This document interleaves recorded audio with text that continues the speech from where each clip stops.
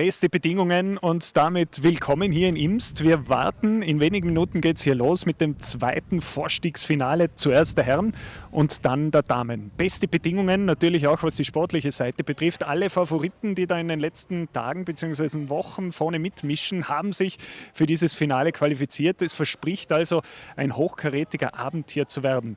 Bevor wir hier aber loslegen, blicken wir einmal zurück, weil diese Austria Summer Series erstreckt sich ja über viele Wochen, 3 Monate mit insgesamt 10 Bewerben. Wer es bisher verpasst hat, wahrscheinlich hoffentlich niemand von euch, wir haben die Höhepunkte vom Bouldern und Speed einmal zusammengefasst.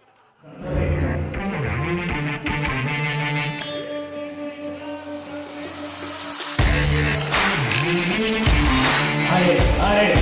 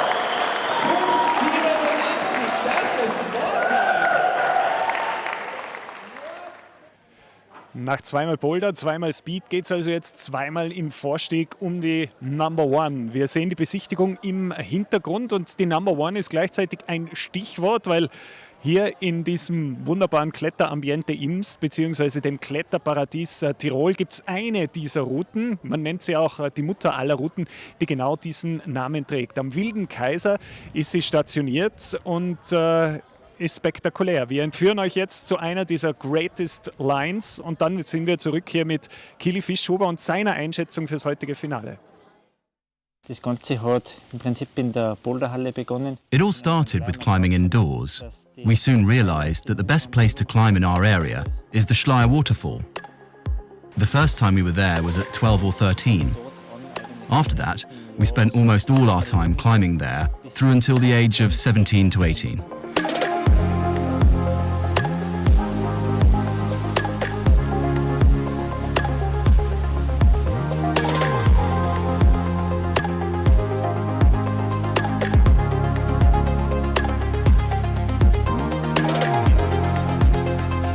Die Kletterroute Number One is the first climbing route created in the Schleier waterfall. It was Christian Mariacha who did it. I don't think he knew at the time how popular this area would become as one of the top places in the world for hard climbing.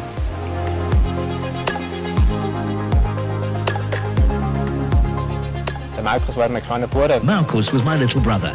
I used to make him come with me, so I had someone to try the route with. We didn't tell anyone what we were doing because our parents were strictly against it. They said you have to be crazy to do rock climbing and that people die doing it. They didn't want us as their children to have any part in it.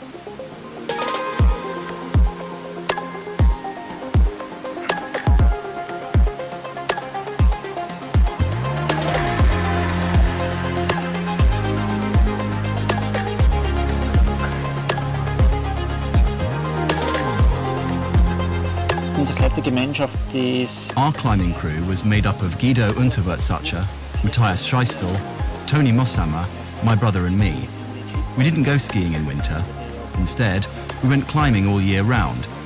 Spending so much time together creates really close friendships, which we have continued until today. Die Nummer 1 am Schleier Wasserfall. Wunderbare Route und wunderbar jetzt auch, dass der Kili Fischhuber zu uns gefunden hat. Einer der erfolgreichsten Wettkampfkletterer aller Zeiten. So viel Superlativ sei erlaubt. Kili, danke. Jetzt sind wir mitten in der Besichtigung. Die Herren werden heute beginnen. Da haben wir ein Führungstrio mit Sascha Lehmann, mit Georg Barmer, mit Jakob Schubert. Frage an dich, kann irgendwer von den Zweien, dem Jakob Schubert, tatsächlich gefährlich werden? Ich denke mal, wenn der Jakob wirklich seine Performance rüberkriegt und genau das zeigen kann, was er so drauf hat, dann wird es schwierig für die anderen beiden.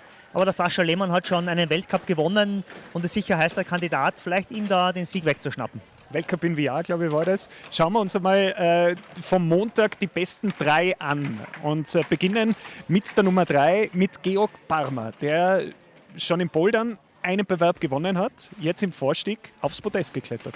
Ja, im Bouldern hat er extrem überzeugt. Das war eine super Performance. Er hat ja einen Bewerb gewonnen. Jetzt hier am Podest am Montag hat sein Allround-Talent gezeigt. Er trainiert ein bisschen alternativ. Normalerweise im Blockhaus in Graz, in der Boulderhalle, sonst sehr viel am Fels. Ist hier in der roten Tour, in der Finaltour taktisch sehr schlau geklettert, super gerastet und hat oben alles rausgeholt, was möglich war. Hat also wieder einen Podestplatz erklettert und dann Martin Dekles, der Mann vom deutschen Kletterteam, heute nicht am Start, am Montag auf der 2. Ja, war für mich ein bisschen überraschend. Vielleicht sieht man die Szene jetzt gerade kommt, wo er da so weit springt und sehr kompakt bleibt bei dieser Stelle, wo doch der Steff Scherz zum Beispiel runtergeflogen ist und dadurch nicht aufs Podest gekommen ist. Aber war für mich der Überraschungsmann. Und dann Jakob Schubert, in der Qualifikation immer top gegangen, war der Einzige, der auch im Finale top geklettert ist. Ja, der Jakob hat seine ganze Klasse ausgespielt. Seine Souveränität, die hat einen super Flow gehabt, ist taktisch natürlich auch sehr schlau geklettert, aber man hat gesehen, dass er vom Niveau doch noch aus einem ganz anderen Holz geschnitzt ist, ist top geklettert, war eine super Show, war echt lässig, ihm hat es voll taugt. Die wenigen Zuschauer, die hier waren, die anderen Athleten, haben Freude gehabt und ich denke mal, es ist echt ein tolles Ergebnis gewesen für ihn. Heute ist ja besonders, weil das Wetter wesentlich besser ist und mit Babyelefantenabstand auch einige auf der Naturtribüne mit Abstand natürlich Platz nehmen können. Und da kommen wir dann im Anschluss an das Herrenfinale. Bis auf Dekles sind die beiden auch wieder dabei, Georg Barmer und Jakob Schubert, zu den Damen. Und da sehen wir quasi das Pendant vom Jakob, Jessie Pilz. Da weiß man, sie ist zu favorisieren und sie wird ihrer Favoritenrolle immer wieder gerecht. Sie wieder gerecht, aber man hat auch gesehen, dass in der Route wie letzten Montag eben die Schranz ihr verdammt nahe gekommen ist, die auch ihre Klasse ausgespielt hat, die natürlich auch schon seit vielen Jahren im Weltcup vorne dabei ist. Und da muss sie die Jessie warm anziehen, dass sie auch heute wieder ganz oben stehen kann. Beginnen wir bei der Nummer 3 des Montags, das war Julie Fischer, die auch heute wieder im Finale mit dabei ist. Und die ist da Zweite aus der Quali am Montag ins Finale geklettert. Ja, die Julie ist locker geklettert an den Stellen, wo man riskieren muss, hat sie riskiert, also auch taktisch sehr gut. Beim ersten Boulderbewerb ist sie schlecht gelaufen, beim zweiten war sie sehr befreit. Und hier ist es mir auch so vorgekommen, sie ist in dem Element, sie kann jetzt zeigen, was sie drauf hat, war locker, lässig und hat echt einiges rausgeholt. Interessant, nämlich alle 6 Ladies, die am Montag im Finale sind auch heute wieder mit dabei, wie auch sie, Chrissy Schranz. Ja, die Chrissy ist seit vielen Jahren vorne dabei, in Österreich sowieso immer am Top, immer Podestplätze dabei. Und dieses Mal ist so gut, dass sie gleich weit geklettert ist im Finale wie die Jessie Pilz. Es hat sich entschieden aufgrund der Vorrunde. Man sieht dadurch, wie nahe diese Damen beisammen sind, wie eng es da an der Spitze ist. Und ich bin gespannt, was sie die Rückensetzer einfallen haben lassen, damit sie sich heute vielleicht ein bisschen besser trennen. Es hat sich in der Qualifikation schon gezeigt, Jessie Pilz ist da heute etwas besser herausgestartet mit 2 Tops und am Montag, du hast gesagt, gleich weit wie die Chrissy gekommen, aber eben gewonnen. Ja, also ich denke mal, vielleicht ist es an der Route gelegen, dass die Jessie noch nicht alles zeigen hat können, was sie drauf hat. Sie hat sich eher ein bisschen geärgert. Sie hat gesagt, sie hat nicht ganz kämpfen können. Sie ist nicht ganz in diesen Punkt reingettern, hat sie nicht können.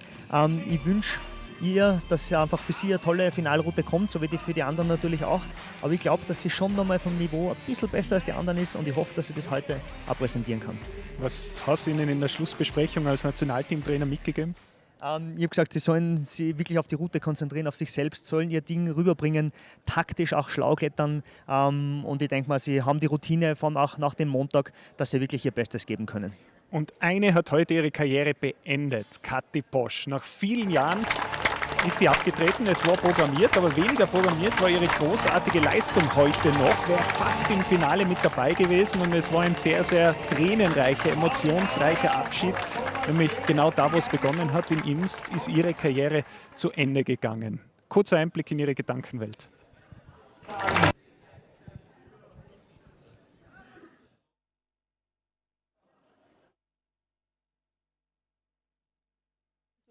Komisch, muss ich sagen. Es ist jetzt echt von einem auf den anderen Moment irgendwie vorbei. Ein Lebensabschnitt, der mich jetzt echt lang begleitet hat. Aber andererseits fühlt es sich auch gut an und ja, ich freue mich jetzt auf alles, was kommt. Du hast die Entscheidung während des Corona-Lockdowns getroffen. Was waren die Entscheidungsgrundlagen? Ja, mehr oder weniger. Also die Überlegung ist schon ein bisschen länger in mir gereift, sagen wir so. Und es war schon geplant, dass ich mit 2020 meine Karriere beenden würde. Nur natürlich dann, dadurch, dass alle Wettkämpfe quasi abgesagt worden sind und es mir körperlich auch nicht so gut gegangen ist, habe ich natürlich überlegt, soll ich überhaupt noch voll trainieren oder ja, macht das gar keinen Sinn mehr. Und dann habe ich mich halt entschieden, nicht mehr beim Teamtraining dabei zu sein, sondern selber nur klettern zu gehen und ja, spätestens im September eben meinen letzten Bewerb zu machen. Wie war das jetzt? Vor allem in der letzten Quali-Route hast du nochmal voll einen rausgehauen. Also die Form ist nicht das, was fehlt. Was ist da, während du in der Wand warst, durch den Kopf gegangen? Ja, also kurz bevor ich eingestiegen bin, war es richtig schwierig für mich, weil ich gewusst habe, ich habe danach maximal noch eine Route, ziemlich sicher, weil ich bin jetzt nicht davon ausgegangen, dass ich halt so gut kletter. Und ich merke schon, dass mir das Training fehlt. Also die Grundausdauer und das Klettern, das habe ich ja nicht verlernt, aber man trainiert ja nicht umsonst und das macht schon einen kleinen Unterschied. Und während dem Klettern bin ich dann eigentlich ganz gut reingekommen und deswegen ja, bin ich auch so ins Kämpfen gekommen und schlussendlich war es eigentlich knapp mit dem Finale. Ich glaube 3 Züge. Ja, oder halt die Topschlinge einhängen in der Schulter. Und gemeinsam mit Kathi Posch schauen wir es uns jetzt an. Das Finale, zuerst der Herren, dann der Damen.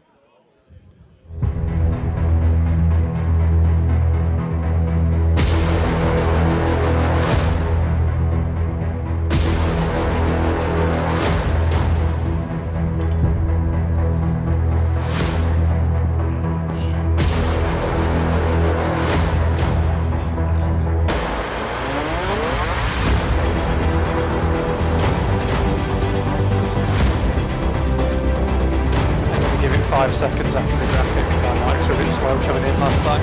Yeah, you're in charge.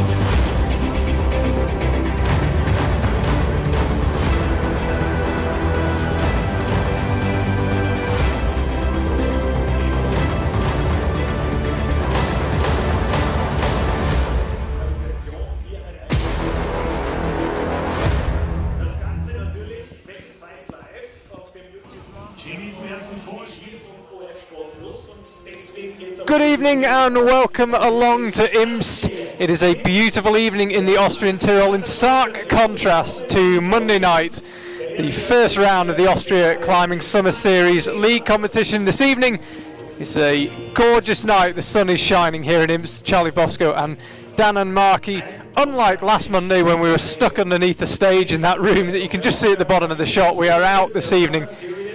And conditions excellent for climbing and spectating. And Dan, we should be in for quite a treat here. Strong finals on both the men's and women's side. Oh, most certainly. And we already have Max out and away. Max is a really talented all-rounder athlete.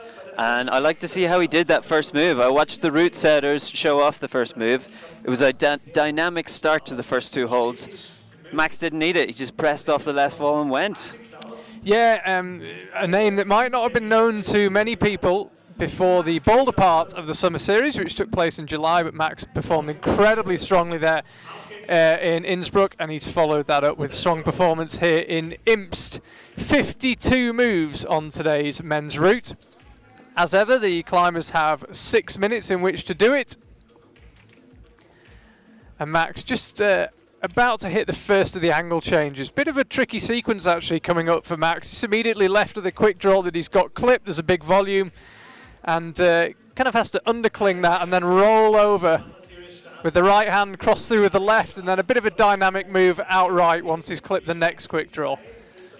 So far, not looking like any trouble. I've heard this crimp is really small though. Let's see how he takes the jump. No jump. We've been lied to by the setters. They were telling us his feet would cut loose. High drama was promised. Clearly not. Yeah, you can't win them all. Someone's got a bit of strength in their arms, didn't need to jump. IFSC setter Flo Monig is the chief setter for this competition. It's good to see Flo again. Obviously, we haven't had a lead World Cup, or a World Cup of any description actually so far this season, for obvious reasons, but good to see Flo again. And yeah, it looks like he's put on a show, particularly on the women's side. There's a mere 48 moves on that one, which, if you know anything about Imst, you'll know that the wall is notoriously long. So in order to get from the bottom to the top with only 48 handholds, it promises to be something quite spectacular. But in the meantime, Max, as you said, seemingly pretty untroubled so far. Yeah, it's supposed to be quite a burly section now, but he seems quite relaxed. Really quite comfortable with that really high right heel hook. Look at the angle it's at, but going ahead. Give it a good hug, and he's up. Really powerful climber, as we saw in the boulder. Suddenly we had a bit of a puff of the cheeks, and suddenly Max looks like he's not quite sure how to proceed. No, he's fighting. He's definitely fighting.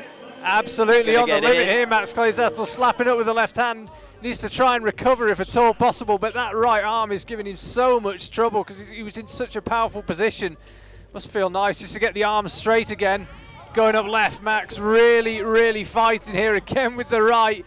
Needs to get the clip done before too long and then commit into the roof section. Here he goes! Oh. And he comes up short, just heading for the roof. There's no doubt when the fatigue really seemed to kick in. He got stuck with his right hand right in front of his chest. And a really powerful position. He never quite seemed to get it back.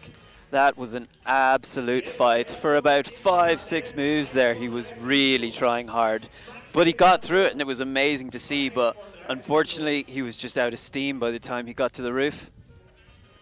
See him eyeing up that quick draw. That quick draw proved very difficult to clip, even for the women's final on Monday. And I'm sure it's just as hard right now. So always a psychological difficulty in climbing. Quick draws are not easy to do, and they can really put you off. You can see there 32 plus for Max. If you're used to watching lead climbing, it is simply a competition for who can get the highest on the wall. All the handholds are numbered on a map given to the judges, and you just have to get to the highest handhold you can. So Max got to 32, and the plus comes because he moved forwards off it, albeit he didn't make it to number 33. Just to let you know, Max and Dimitri Vogt, who is currently about to start climbing from Switzerland, hard to miss the haircut. Him and Max were tied in the qualifying round. There's been no semi-final in this competition. It's just a qualifying round and then this final. So if it comes down to a podium position between those two, if those two are tied in the final as well, if it comes for a podium position, it will come down to time. Max fell off, I believe, with 2:45 left on the clock. Quite a bit of time for nearly at the top of the wall. Yeah, I mean, Imst had this reputation that it was incredibly long, and it is, but it was felt that it couldn't work with the 6-minute lead format, but time was not really much of a problem on Monday night when we were here, and so far, it doesn't seem to be a problem here either. Super surprising to see, but just goes to show a job well done from the setters, and also shows how the climbers are really treating the sport differently now and know they need the pace. They can't stay and rest forever. They need to go, and that's part of the sport now. standing up into that undercut. Never really that fun, but you got to do it. Need some strong back muscles to hold that position. Yeah, and this is a sequence coming up. I mentioned it with Max, where the setters thought there might be a little bit more drama, but Max absolutely cruised through it. He's such a powerful climber. Let's see how Dimitri tackles it. First of 2 Swiss climbers in this men's final. There's 2 in the women's final as well. 2 Swiss, 3 Germans, and 3 Austrians in this evening's men's final. After Dimitri, we've got Georg Palmer, winner of part 2 of the Austria Climbing Summer Series boulder rounds. Then Christoph Hanke, Philipp Martin, Matthias Posch, Sascha Lehmann, and then Jakob Schubert, who won here on Monday night. So that's the final coming up. And then immediately following that, we will have the women. You can see Dimitri again, not cutting loose. Also going for that high left foot, but making it work. Now he's jumped, but didn't look that difficult for him.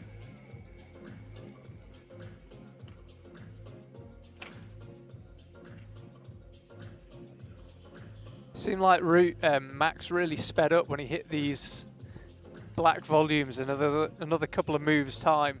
Yeah. I suspect the route gets a little more physically tough at that stage. Yeah, but maybe a territory that Max is just a little bit more comfortable in. He likes those big volumes that he can squeeze. At that point, you don't worry so much about the fingers. You get those big pecs and the arms involved. And some climbers, that's just so much easier for them. Max has just come out and sat with us a couple of meters away from us in the crowd, actually. Yeah. It's a very sociable evening here in Imst, sun shining, a bit of a crowd as well, which makes a nice change. Have crowds back at climbing comps again. So with half his time remaining, Dimitri suddenly looks like he's working hard. Big just slap up with the right hand and a pretty uncomfortable lock off. Bit confused, realized if you go with the left hand first, it's significantly easier. But now we're into the section where Max really started puffing. Look at that right arm pushing all the way out. How's he going to get through here to push up? Desperate clip, but it seems like he's made it through this section. Is he going to puff through the rest? Or is he going to lose steam? Yeah, actually, you may not have heard it at home, but there was just a big grunt from Dimitri that we could actually hear live. So this hold he's coming up to now, that's 32. So if he moves off that, he'll match Max's score and it'll come to time. And he does match Max's score. I think it will come down to time. Now, by my maths, Max is slightly quicker. So if there is a podium spot up for grabs, it will be Max who takes it ahead of Dimitri. Same score, I think, although we should let the judges do their job. But I think that'll be a 32 plus as well. Did he get a draw to the face here? No, just the shoulder. Again, pretty good position, just out of steam. That left hand hit the hold, but he didn't have the contact strength left to clamp down, activate the arms and hold the swing. And it is the same score, and it is Max who goes ahead. See there, it was more like 255 left when he fell. My apologies. Either way, he was quicker, so he's ahead on that alone. Here's Georg Palmer. He's having an absolutely brilliant summer series, the Austrian. First of 3 Austrians in the final, as I mentioned. So far, only Georg and Jakob Schubert have won boulder or lead competitions in this Austria Summer Series. Jakob won a boulder one and the first lead one, and Georg won the other boulder one. But as I say, by any measure, it's been a pretty good summer for Georg Palmer. And the grass just beginning to fill up behind us here in Imst. There's a few people watching. It's almost like normality. Everyone's socially distanced, of course, though. No, there's a couple up there. They're definitely not socially distanced. Go yell at them. A couple of young lovebirds. Oh, goodness. I hope they're wearing masks. Didn't look like it. Oh, now Georg's a bit confused with his feet here. He'll be fine, though. It's still very early. Lots of room to recover. But I hope he's still in the right mindset for the rest of the route. Goodness, he's tall. Look at that. That's a very far away clip. See where his left foot was? All the way.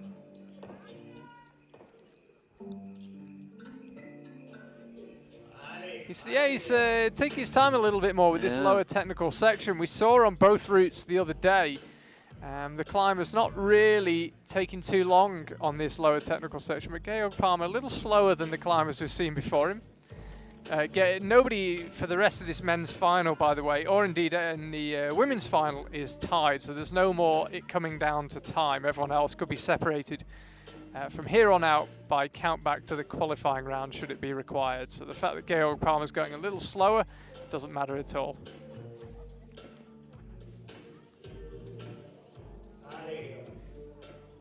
If this section of wall, by the way, looks familiar, it's the exact same section of wall that was used the other day for round 1 of the Austria Climbing Summer Series league competition, albeit the men and women have switched sides. The men were over on the right and the women were on this panel last time. Georg's feet are a bit lower, but he's tall enough to make it work, so not a worry there. Everyone going statically through this section. We get a nice jump there, but it doesn't look very hard. Oh, campus it, why not? Austrian crowd really getting behind Georg Palmer now. You might be able to hear some of them behind us. Feels great to have a bit of support back at events. The 2 boulder events and Monday's lead event, no spectators. The boulder events because they weren't allowed, and on Monday because it was raining sideways. Really nice to have a normal feeling competition back and the crowd cheering Georg Palmer on as we watch him launch into the final 3 or 4 meters before he hits the roof. This next move up with the right hand looked pretty powerful when Dimitri did it. Georg's definitely looking a bit more slow and unsure through these sections, but it looks like he has the strength to spare. Quite happily continuing on, plenty of time.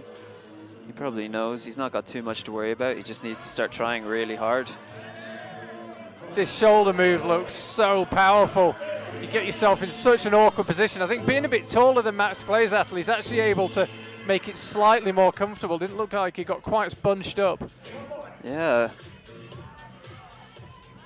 Let's see how he manages. This is where the last athletes have all fallen off. Looking a little bit more relaxed. Let's see if he can keep his feet on. Yeah, and he's the first climber to stick that move up to hole 33, so it's a new high point already from Georg Palmer, and he doesn't look too concerned by anything right now. Each hold he grabs here just takes him a little bit further away from his competitors as it stands. 5 climbers still to go, but he's looking tired all of a sudden. Needs to pull around the top of this roof. Also needs to think about that quick draw out left. Remember, you've got to quick clip every quick draw. You can't just choose to skip one out. You've got to clip them all in sequence. So Georg Palmer forced to stop in a position he probably wouldn't have chosen. Here he is trying to get a bit of chalk on board and also just get a tiny bit back in the forearms as he leaves the steepest part of the wall. And this is another powerful move coming up here. There's a big pinch on the top of this big black volume. The left hand's out, the crowd are coming alive. And Georg Palmer gets another clip done. He's only got one more and then it's the top. So he pulls onto the head wall. Just readjusting with the left hand, the right elbow really out now. And he falls going up to, by my maths, hold 45. I think that'll be a 44 plus for Georg Palmer. Really, really strong performance, and he seemed to measure his speed perfectly. That was very, very impressive. I had him for falling off probably 3 times there. The elbow's flaring out, but he managed to still latch the next hold and recover slightly to go again. But look at that right elbow before he goes for that next move. It's all the way out there. He seems uncomfortable with his feet. His left foot's dragging him under the wall, and it's going to be a really tough time trying to stick that next hold. That right hip, you'd lean all the way across, but when you're at this stage, you're so pumped. And you don't just get pumped in your forearms, your brain, low on oxygen, you forget all your technique. It's so hard to stay on the wall.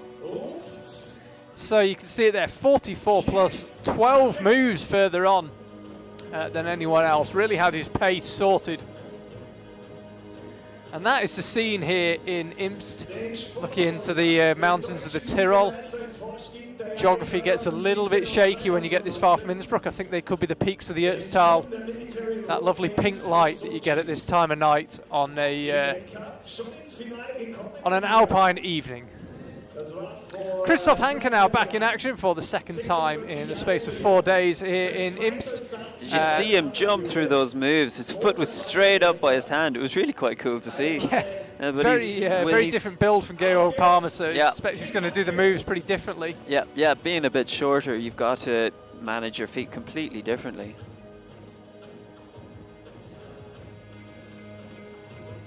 Unmittelbar gefolgt dann von seinem Teamkollegen Philipp Martin. Die beiden, die zwei stärksten. So 44 plus the high point to reach and beat. 52 holds in total.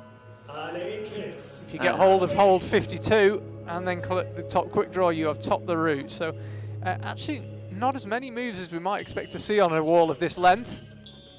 And that's even more true on the women's side. Just 48 moves on that route.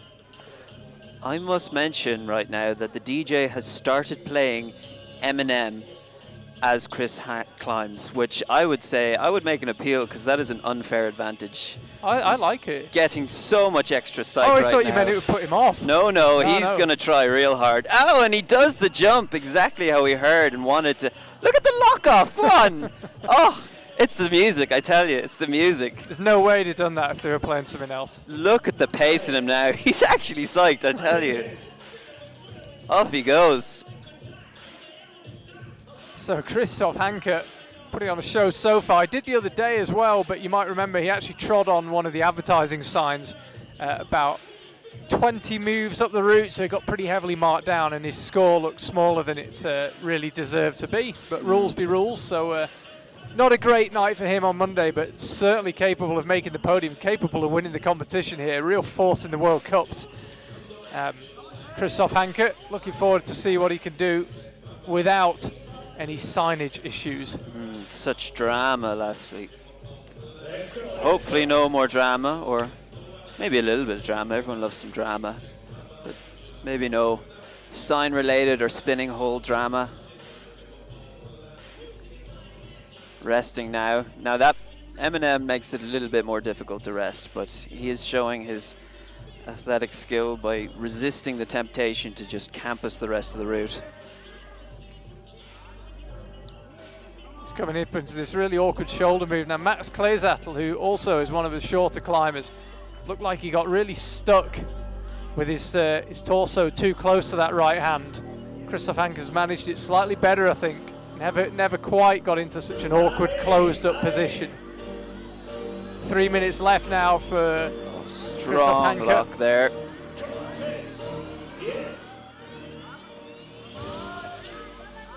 So once again pushes past that 32 plus move. Whenever a couple of climbers fall low down on the same move at the start of a lead final, you're slightly worried it might be a stopper move, but Georg Palmer and Christoph Hanke have been through it no problems at all.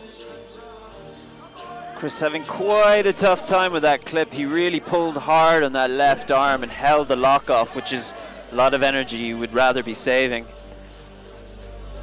Core looking fairly strong on these volumes. Let's see if he can use it to rest a little bit and move further up. Oh, feet cut loose. Could probably have done without that in this powerful position, and we just saw him side on, the teeth gritted, now going out left.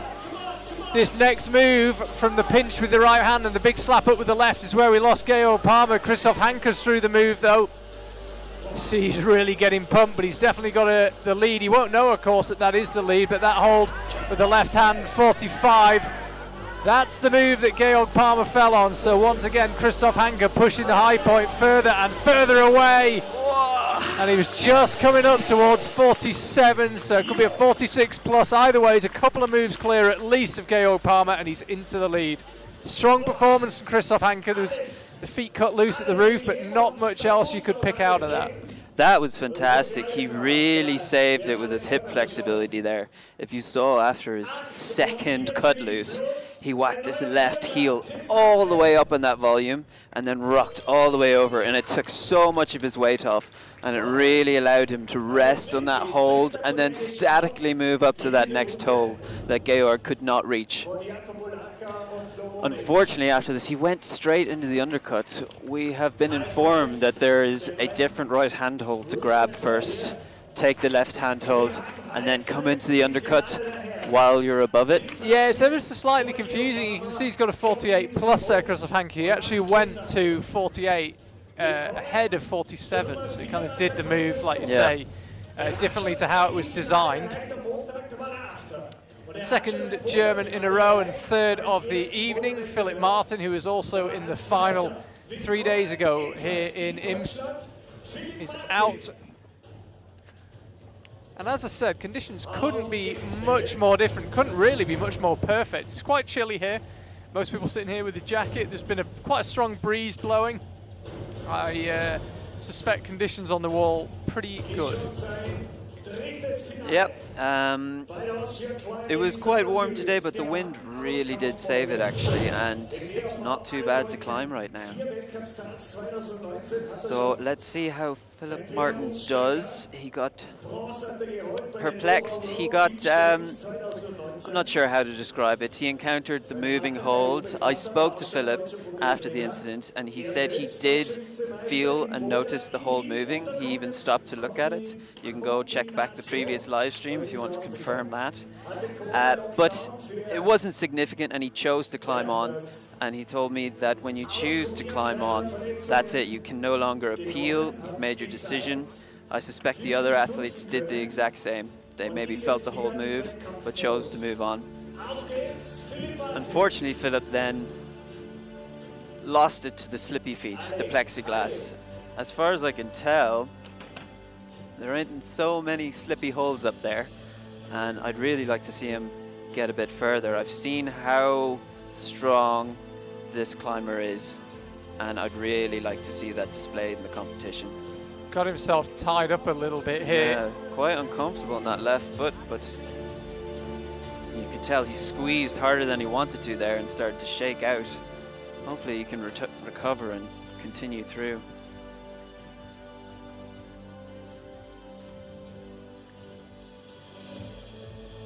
He's looking a little more concerned by this move than some of the other climbers have. Most of the climbers just gone straight through it. Yeah, I'd say it's the lack of M&M.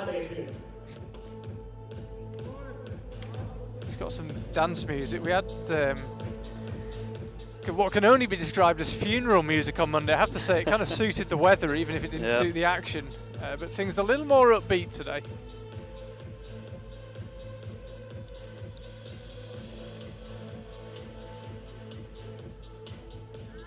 So he's entering the volume section now, where things definitely get a little more pumpy, it would seem. To give you some idea of the scale of this wall here in Imst, he's currently on hold number 23 out of a total of 52.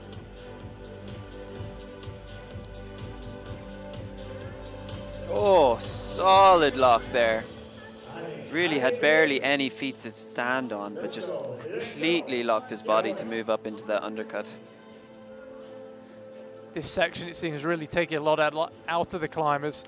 Yeah. Even if you get through it, you leave the volumes with a lot of energy expended, a lot of heart rates burned through. It seems to get the heart up. There's a lot of squeezing these volumes. Philipp Martin just looking a bit unsure at the moment. Let's see if he gets more into his zone.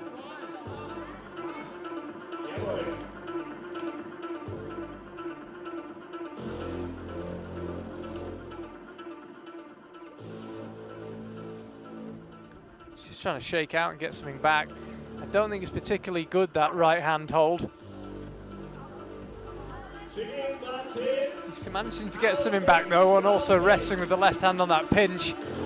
And now he's fighting up towards the roof. He's about to grab hold number 32 from where we lost Max Kleersattel and Georg Palmer.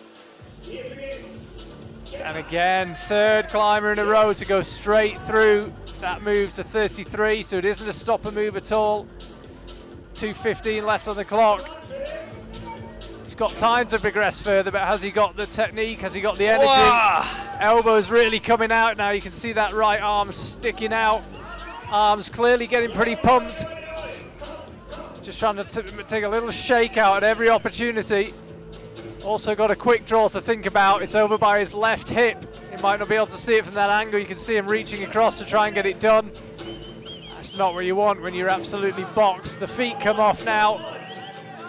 Gets them back on, but the power just keeps on coming. That left leg, excuse me, just shaking a little bit. And we lose him just entering the head wall, Philip Martin. Again, such an amazing fight there. If you look at some of the holds he grabbed, he barely caught them and just refused to fall. Let's have another look at this. So when he tried to pull over the roof, you could see energy was running a bit low. He's really trying to keep that heel hook in place. Yeah, that heel was not staying in place. And the volume you can see his left hand on right now, when his right hand was there, I was certain he was off. He barely caught it with the edge of his fingers, elbow all the way right out. Really impressive that he managed to save that. But here, that right hip, it's so closed. It doesn't want to open and lift his weight. There's probably a better technique to use right there, but when you're so boxed, so tired, you just put your feet anywhere and hope it does something. You can see then moves into third place. 48 plus from Christoph Hanke, still the high point.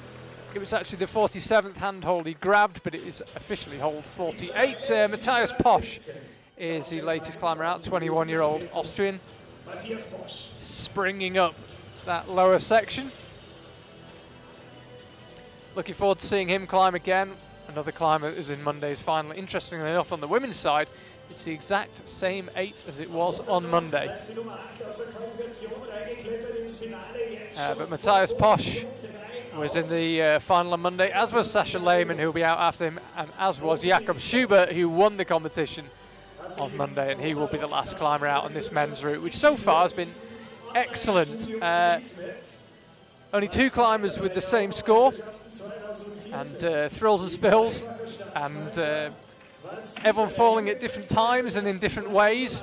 Exactly what we want to see. Gone really well, and I can't really understate that fantastic save by Christoph with this outrageous left heel. Like, you don't see that often in climbing, but he just executed it perfectly.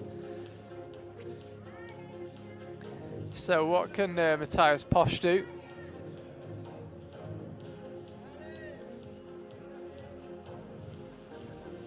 This move, as I said earlier, not causing as many problems as some people felt it might. And Philip Martin also returns to the crowd just near us. I was about to say we'll try and catch his eye and see if we can get him to have a word on the live stream. I think climbers make a pretty conscious point of not catching my eye when they finish their attempt for that reason. Very comfortable through these moves.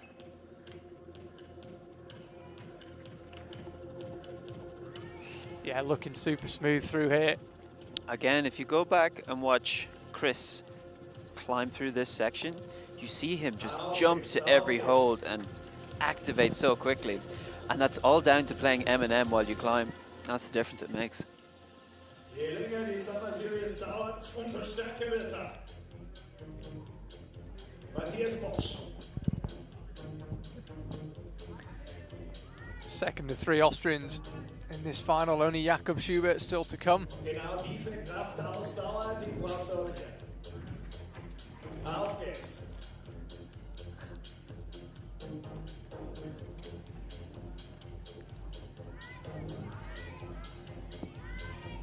Matthias Posch just, again, working hard to squeeze these volumes.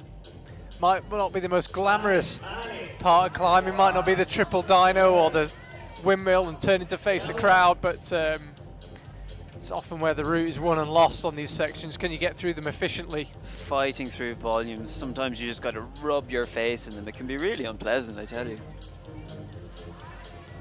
Especially if 7 other people have just rubbed their face in it as well. Yeah, health and safety would be going crazy. Hygiene issue.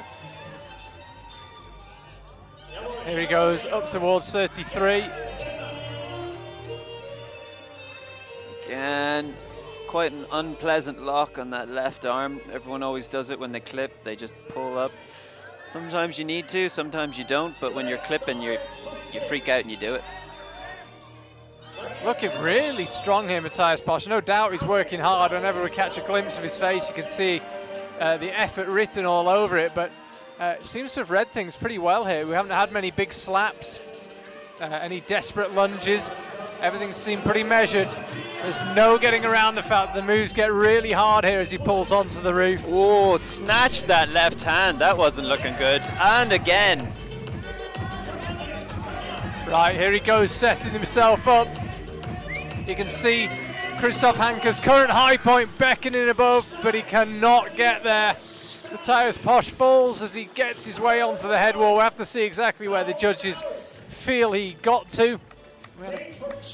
But won't be enough for the lead. That means Christoph Hanke, who's currently sitting in first place with 2 climbers still to come, is guaranteed a place on the podium. He'll be taking home some silverware. Let's have another look. Yeah, he's going up for 45, so I think there'll be another 44 plus. Yes, it is. Same score as Georg Palmer. Matthias Posch, so he moves into second place on count back to the semi-final. Made such a good effort in those last 2 holds, snatching. If you saw it after he clipped, he really just lurched to it, and he was about to go on that clip. And then through here, again, just totally pumped, and unfortunately doesn't have the immaculate technique that Christoph displayed. Putting that heel just all the way up there, take everything in. All right, let's go static.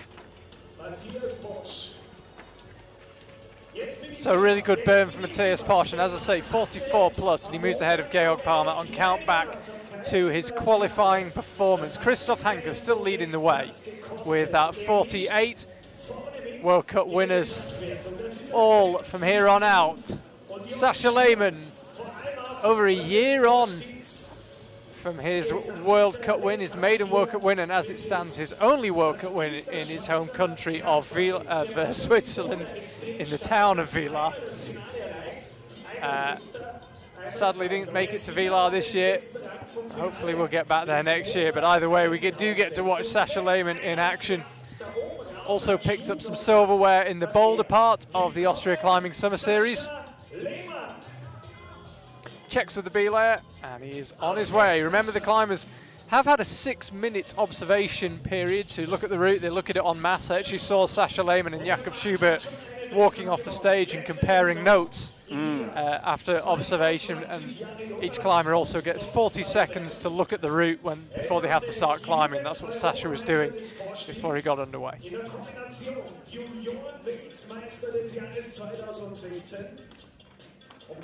I wonder how much thought he put into that coming out of that roof section at the lip, because that's every climber's gotten a bit fuddled up there. Everyone's put their feet in a different place, and no one's really sure what the best way is yet. Apart from Christoph, but I'll be quiet about him. Little mini error from Sascha there. Went for a clip he couldn't quite reach, and now has to clip it. The whole wall moving. Last time it was a moving hole. This time the wall's moving. Yeah, they've upgraded. It's clearly they noticed the comments in the last stream and thought, all right, let's go for more drama. Exactly. The wall's gonna come down this time. Got one of those spinning volumes that are beginning to pop up. Oh now. my God, desperate. Have you been on one? No. Very confusing. Just looks like an easy way to land on your head to me. Yeah, it'll do that actually. I find it hard enough to climb when the holes don't move, so I know my limit.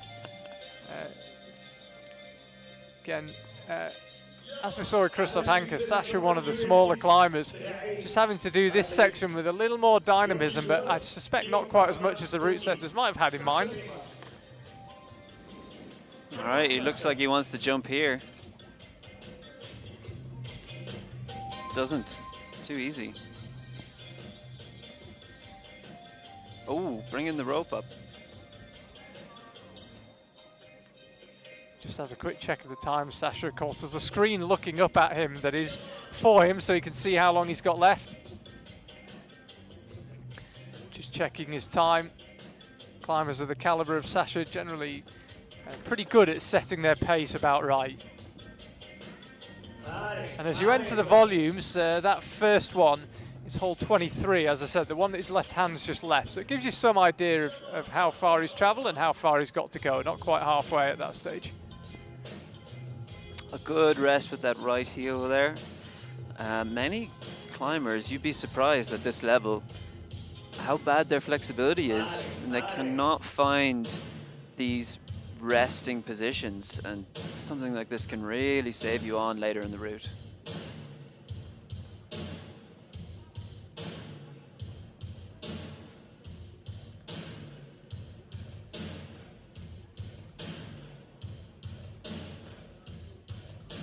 Jawohl. Bester Zeit.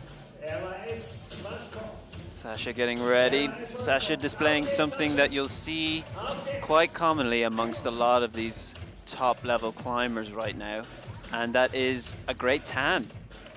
You might not realize, but most of the climbers in the finals right now have been getting outside the entire time through lockdown. That's how they've maintained their endurance. And so keep an eye out. If they've got a good tan, they're probably kind of strong. Whoa! Oh, no. Sascha Lehmann, like he did last time on Monday evening, makes a mistake and falls far lower than he feels he should have done. And you don't need me to tell you what his opinion of that is. He did the same thing on Monday, Sascha, just misread a move, got himself in all sorts of trouble, and really didn't deliver the result that his talent and fitness deserve. You can see absolutely furious with himself. A pretty sympathetic catch from the belay, almost landed back on the stage. Absolutely fuming with himself, Sascha Lehmann. As I say, second time here in Imst, second time this week that he's made a pretty major route-finding error. I can see exactly why he's so upset here. Right now, what has occurred is a mismatch between his arms and his feet. His left arm was so strong on that hold, and he knew it, and he started pulling before he'd fully stood on his right foot, and he was swinging off, and then the foot wasn't there, and that's why he was so angry, because he felt absolutely fine. He was ready to keep going. Well, according to the qualification results, and so also according to the fact that he's a regular World Cup finalist and a World Cup winner, who's probably Jakob Schubert's biggest competition. As it is, Jakob Schubert, I suspect, will quite fancy his chances here. 18 lead World Cup wins, 2 lead World Championships, 3 Boulder World Cup wins, and of course a combined World Championship win in his home city of Innsbruck in 2018. It's not been a bad career for Jakob Schubert, and it is not done yet. He won this competition, the first round of this competition, I should say, on Monday. Comes back on Thursday looking to make it a double. Also won one of the Boulder rounds. So if he could make it 3 wins from the 4 competitions to 2 Boulder and 2 lead, I think that would represent a pretty good return to competition for Jakob.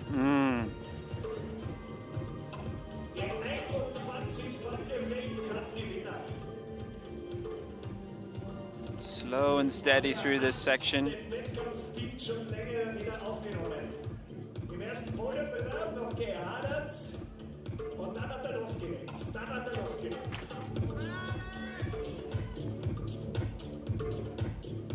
There's the flexing wall. Exciting, but not really put anyone off yet.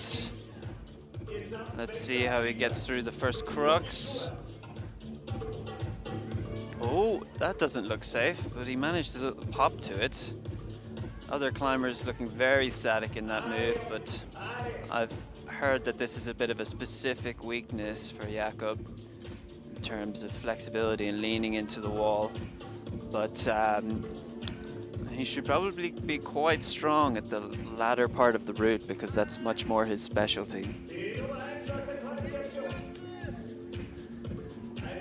Yeah, there really isn't much that isn't Jakob's speciality. Absolutely extraordinary climber, one of the real favourites for an Olympic medal, maybe a gold one whenever we finally get to Japan. Of course, we should actually be in the middle of the climbing part of the Olympics. Should have started a couple of days ago. I think if memory serves me right, it should be the men's final today, the 6th of August. Wow, madness. But here we are in Imst. What a world we live in.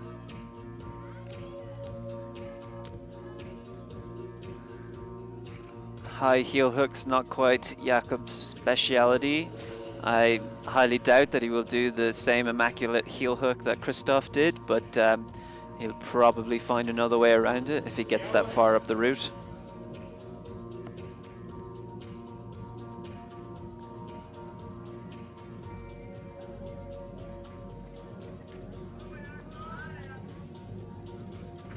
Crowd actually surprisingly quiet watching Jakob. It's tension. It's yeah, there is tension. He's, as I say, looking to make it 3 wins out of 4 in the televised parts of this Austria Climbing Summer Series. 3 firsts and a second would be a good return, but he's got an awful lot of work to do if he wants to make it another win here in Imst. He's just stalled out ever so slightly. As I say, crowd not quite sure what to make of this. DJ stopping, maybe. He's stopping it. It's going to put Eminem back on.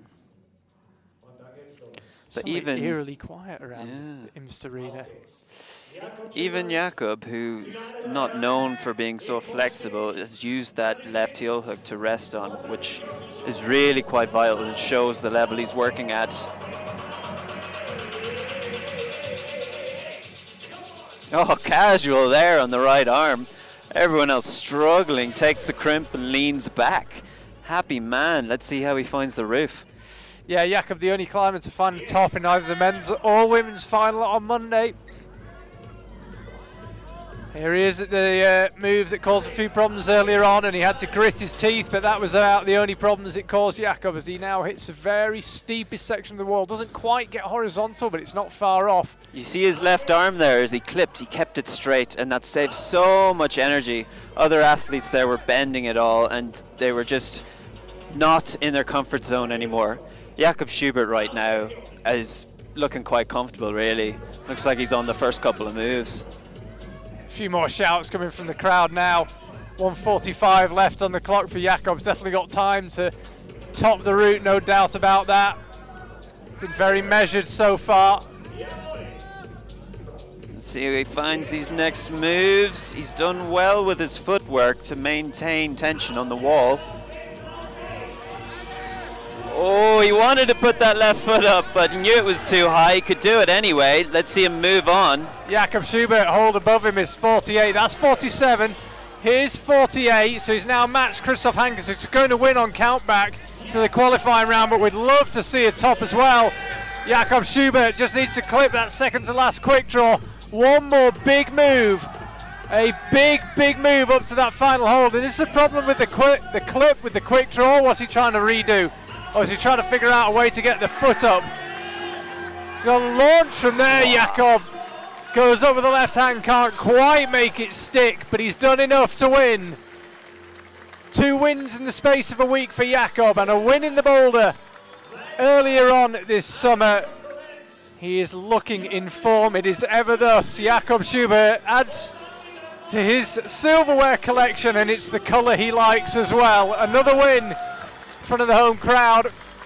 Good round of applause from those sitting on the grassy bank here in Imst, and Jakob asked for a bit of encouragement. Yeah, they can't work miracles, there's only about 100 of them, but nice to have a crowd back in any form, and nice to see Jakob Schubert back on absolutely top form. This is ominous stuff for his rivals in the World Cups and potentially the Olympics. Doesn't look like he's lost an inch of pace during the lockdown and this strangest of years. Let's have another look. Fantastic job here. You could see his left hip. He can't get it in close enough to the wall. But the intended beta there actually was to take that hold as an undercut with the right hand, to turn it and then be able to stand up much more statically rather than this really uncomfortable Gaston on the slopey edge. Obviously that didn't come to his mind. He was nearly strong enough to just pull through anyway, squeeze that bad slopey Gaston and grab the next, but it wasn't quite enough. Right, well, for the German speakers out there, get ready to hear from Austrian climbing legend Kilian Fischhuber, who's down the front of the stage. We'll have a couple of interviews as well as an awards ceremony, and as I say, up first, we'll be hearing from Kilian Fischhuber. Mere 22 World Cup wins to his name. 21 World Cup wins to his name. I'll check that. Either way. Good few. Yeah. Is how we'd say it back home. A good few. He's done well. Climber. Kilian Fischhuber, auch mit He's won a few Spannung, times. denke ich, haben Sie dieses Finale und die Leistung, die Performance von Jakob Schubert beobachtet und verfolgt. Was hat der heute wieder mehr gemacht, besser gemacht als die Konkurrenten? Na, er hat einfach gezeigt, dass er physisch extrem fit ist. Und selbst bei ihm hat es oben dann noch knapp ausgesehen. Er hat von einer schlechten Position, sage ich mal, die letzte Schlinge geklippt. Das hat ihm viel Kraft gekostet. Man kann vielleicht auch von Glück sprechen, dass den Sascha Lehmann unten ein bisschen unglücklicherweise früh rausgeschmissen hat. Aber zu den anderen beiden, die am Podest sind, war doch noch ein guter Abstand. Also er hat, glaube ich, einfach seine Klasse wieder voll ausspielen können. Aber wenn Sie den Sascha Lehmann ansprechen, dem man ja das zutraut, dass er auch sich matchen kann mit dem Jakob, macht das auch eben den Unterschied aus, dieser Routine, die Erfahrung, die Sicherheit, das Vertrauen, das er vielleicht schon in sich selbst hat? Ja, ich meine, der Jakob hat auch schon einige Schnitze hinter sich. Aber ja, es ist schon die Klasse von ihm, dass er halt in 99,9% aller Fälle, aller Starts halt immer die Leistung bringt, einfach alles abrufen kann, im Finale einfach immer topfit ist und das zeichnet einfach den Profi Jakob Schubert aus. War es der entscheidende Moment, dieser Kraftverlust, dass er dann vielleicht nicht ganz diesmal bis zum Top hinaufgekommen ist, glauben Sie? Ja, also wir haben hinten zugeschaut und haben gesagt, ja, wir verwetten unseren Hut, dass der das sicher top steigt. Und dann ist es doch nicht top geklettert. Also ich glaube, es ist doch um einiges schwerer, als es von unten vielleicht aussieht oder einzuschätzen ist. Aber ich glaube, der kleine Fehler, dass er etwas spät geklippt hat, hat ihn die nötige Reserve gekostet, dass er eben nicht ganz raufgekommen ist. Ein Wort noch zu Matthias Posch oder eine Einschätzung. Wie sehr freut sich das, dass er aufs Podest klettert? Ja, es freut mich total, weil am Montag hat er noch einen kleinen Fehler gehabt, ist dann echt früh rausgeflogen, hat nicht alles zeigen können. Jetzt hat er einen super Fight gehabt. Er ist sehr weit oben gewesen. Es sind auch andere Top-Leute eben viel früher geflogen. Das zeigt, was seine Leistung wert ist. Und es freut mich narrisch, dass ihm heute so gut aufgegangen ist. Danke, Kilian. Bitte.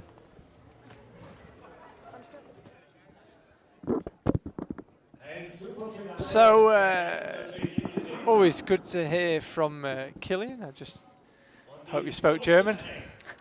Oh, you didn't really hear from him. Just look at his beautiful face. That's enough for me. But we will now have a little awarding ceremony. Jakob Schubert will be in a familiar spot to him, top step of the podium. And Matthias Posch and Christoph Hanke also picking up medals. Matthias Posch, Chris Hanke und Jakob Schubert.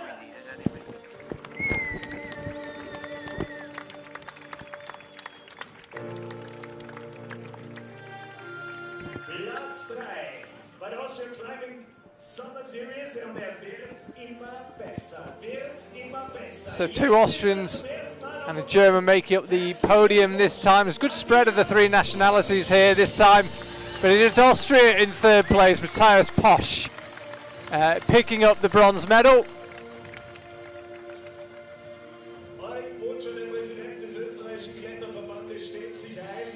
And remember, no handshakes, no hugs. It's fist pumps all round in the year of Corona when you're presented with your flowers. A really good result for the 21-year-old Austrian.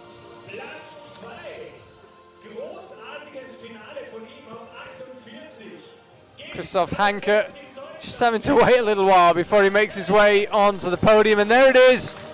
2nd place for him. Looked like it might be 1st for a while, but anytime Jakob Schubert's still to come, you're always nervous.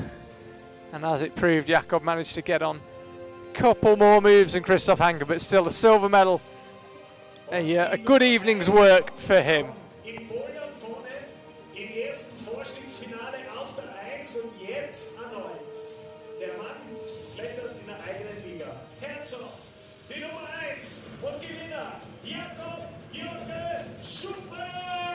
The venue MC just said he climbs in a league of his own. I can't put it much better. Head and shoulders above the competition on the podium and also on both routes here and on Monday night. Jakobs looks super strong.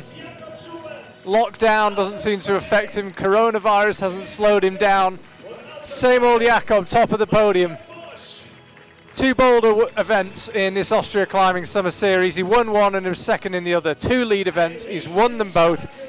23rd to the 26th of September, we've got the combined event. Would you bet against him? So the men head off stage. And there is a confirmation. No top for us. Would have been nice to see 1 top, but we got within a couple of moves. And it was Jakob Schubert who got the highest. Christoph Hanke in 2nd and Matthias Posch in 3rd place. Scored the same as Georg Palmer, but his qualifying ranking of 3rd moves him up onto the final podium. Philip Martin, who put on a good show, but sadly for him only made it to 41 plus, ends up 5th. And then Sascha Lehmann, big route reading mistake in the roof, ends up in 6th place, and probably the most annoyed looking climber in the arena right now. Sasha's problem there was he was literally too strong. His left arm was too happy and the rest of his body wasn't keeping up. Also wir freuen uns über 2 Podestplätze für Österreich hier bei dieser Austria Summer Series.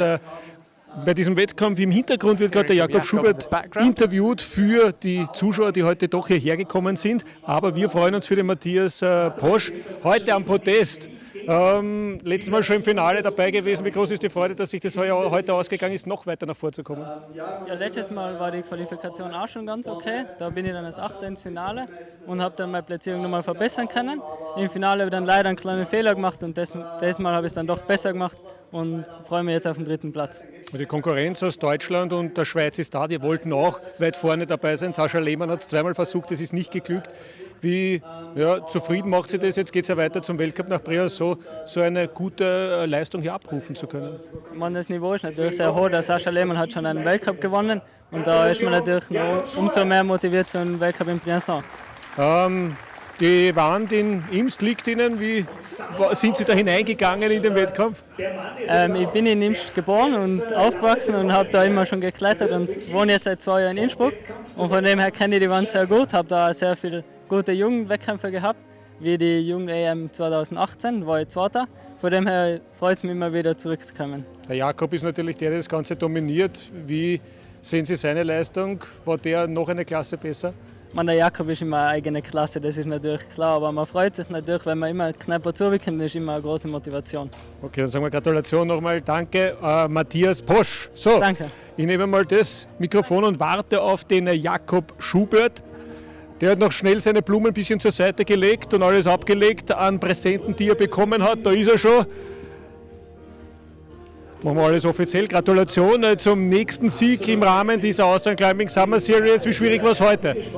Ja, ich meine, ich muss sagen, die Route war echt ein bisschen leichter, als wir uns das eigentlich erwartet haben. Nach der Besichtigung haben wir uns gedacht, es wird noch mal knackiger wie am Montag. Vor allem der Anfang hat sehr technisch ausgeschaut, aber es war dann doch eigentlich relativ fein zum Reinkommen. Am Anfang noch nicht so schwierig.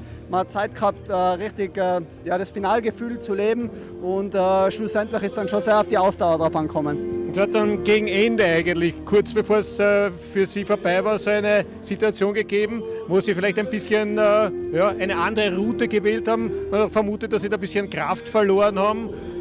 Wie haben Sie das erlebt?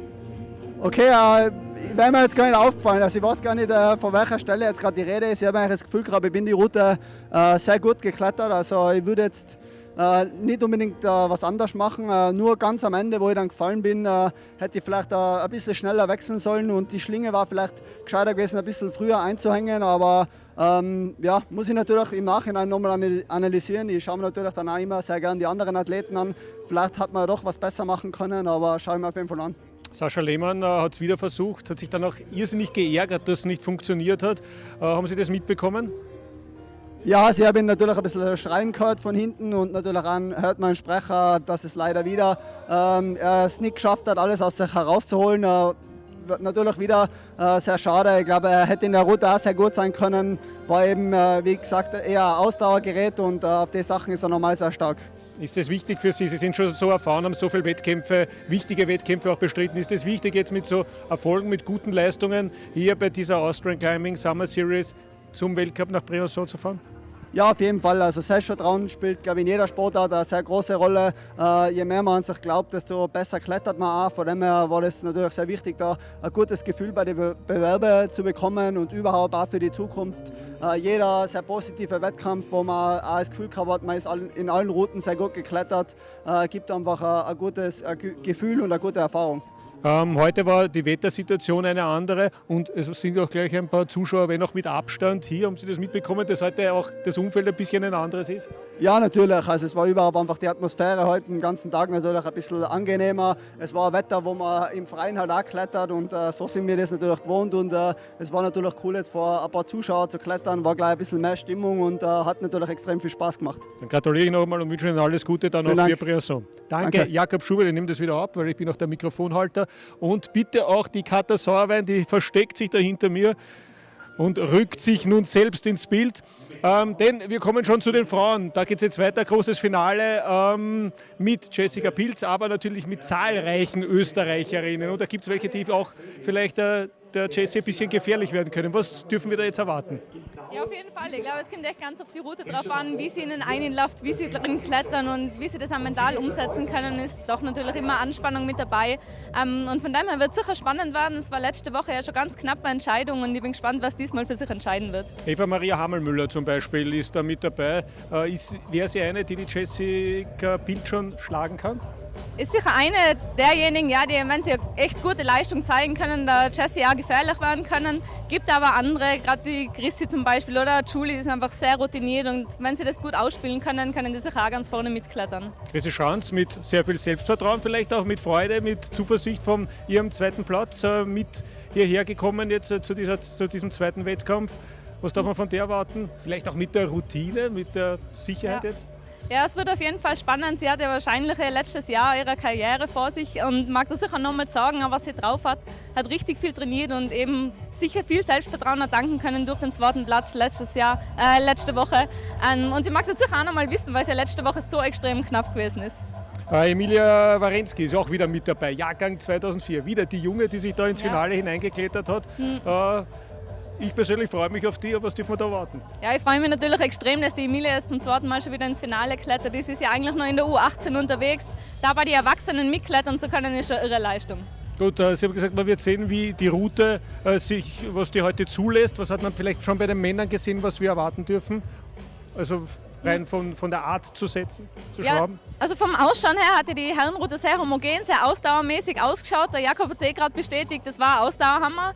Bei den Damen schaut es eher ein bisschen unguter aus, ein bisschen unsicher, ein bisschen wackeliger. Auch der Start schon zum Einlaufen. Ich bin gespannt, wie sie das dann auch mental umsetzen und dass sie da ruhig bleiben, hoffe ich, und ihr Ding trotzdem gut durchziehen können. Okay, gut, dann sage ich danke. Katja Sauerwein, wieder mit einer ausführlichen Analyse schon vorweg. Hat wunderbar funktioniert. Auch das Mikrofon wird festgehalten. Also das funktioniert. Wir freuen uns wieder auf Reini Scherer und Norbert Berliner, die Sie durch dieses Finale begleiten werden.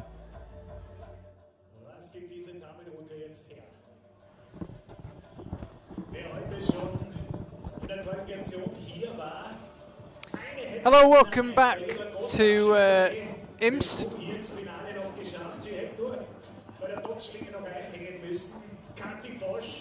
The interviews went on for a little longer than we expected, but as I say, for the German speakers out there, you got the opinions of Matthias Posch, Killyfish Huber, Jakob Schubert, Katja Sauerwein. Not a bad lineup.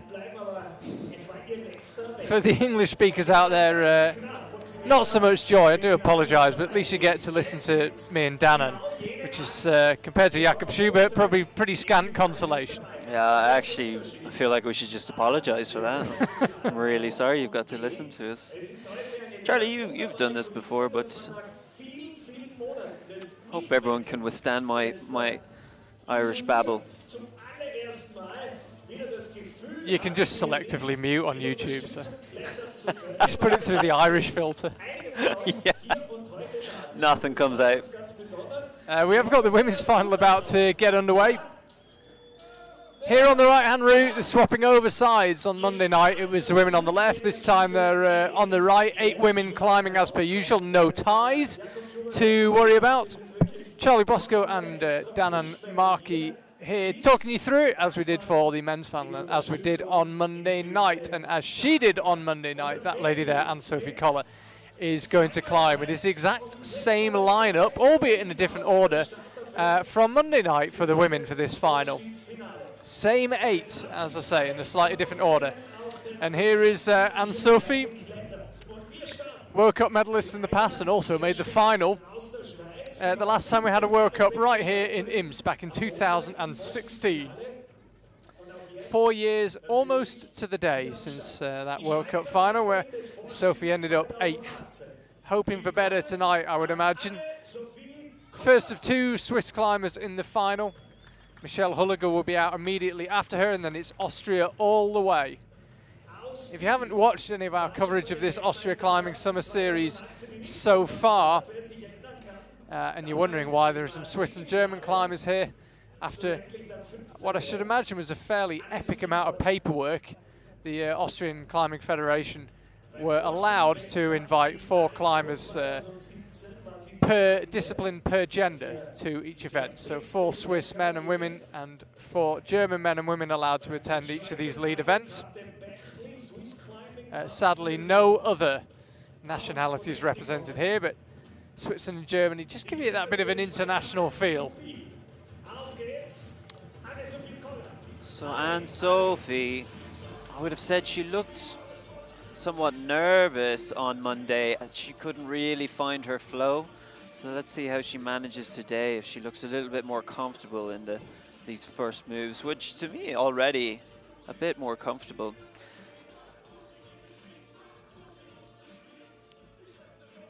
Climber of real caliber, as I say. World Cup podiums, they don't give out that easily. So expect a strong performance. I don't think she was particularly happy with what happened on Monday night. Didn't quite deliver on her potential. What can she do 3 nights on? Darkness fallen now here in Imst. Sadly lost our view of the Ötztal Mountains. The wall looking pretty spectacular, lit up against the night sky. Now, something that brought the men trouble on Monday was these slippier plexiglass holds, and it looks like the women may be dealing with it over the next few moves in this route. So I wonder if it's going to bring any more drama, or if they're a bit more confident on their feet than the men. Yeah, you can actually see that camera doing a good job of it. The dual texture holes, on these volcanoes, the middle bit of the volcano is high friction and nothing else is. The outside essentially useless. Looks like there might actually be a small jib on top of that one that will perhaps used as a foothold in just a second. And Sophie looking very comfortable through the dyno, catches it with a straight arm, so relaxed, not a worry for her.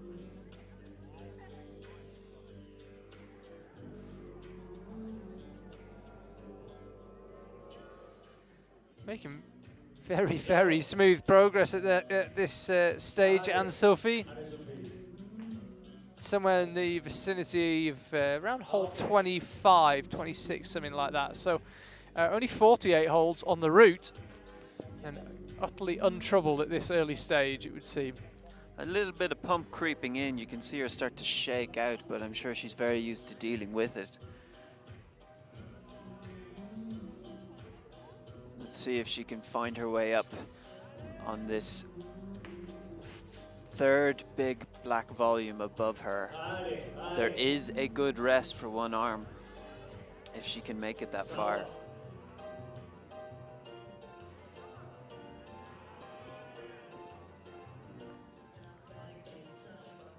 Still with 2 minutes 30 left on the clock. Hasn't had much to worry about so far. As you say, just shaking out, taking a couple of opportunities to shake out. Surely getting pumped now. The angle really will increase here. Quite a committing move up. Knee in, really nice and impressive, and a toe hook. The techniques are coming out now. A full stretch there, going up with that left hand. Still looking reasonably comfortable though. You can see how close the top is. Only 48 holes on this route, as I said, incredibly short route by the standards of such a long wall as we have here in Imst.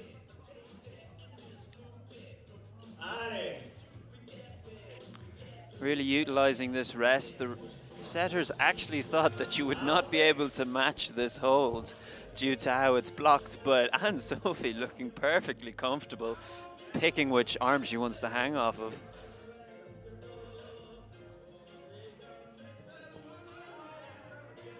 Yes, yes, yes. Now she crosses through up to that volcano, and Anne-Sophie Koller really showing her caliber here. 1 minute 10 left on the clock. She's got time to top the route. Definitely beginning to work hard. This is a big move up, and only just caught it with the left hand as well. Had to instantly readjust to get anything like comfortable. Now the feet cut loose, that right foot just beginning to wobble ever so slightly, conveying just how tired she is.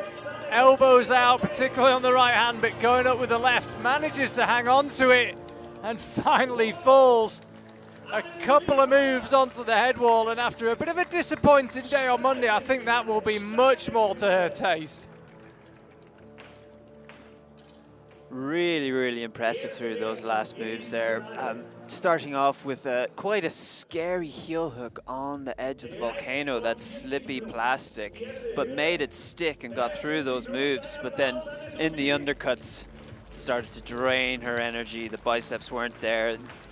She managed to reach up to that next left hand hold, but all the energy was gone there. I should correct myself, the biceps were definitely there for that move, but it was seriously hard. I'd be surprised if she was awarded a plus here, actually. You can see, maybe not the best angle to see it from, but never really went for the next hold. Or didn't really progress towards it much. Have another look. So the left hand lands. Does she really make much progress towards the next hold? I think she'll probably won't end up with a plus. And as soon as I say it there, we see 43 plus. Ideally, well, in that there's situation, a reason I'm not doing the judging, that's for sure. In that situation, if she had some energy left, she would have swapped her feet, put that right foot, got a strong flag with the left. But when you're so boxed, it's not going to happen.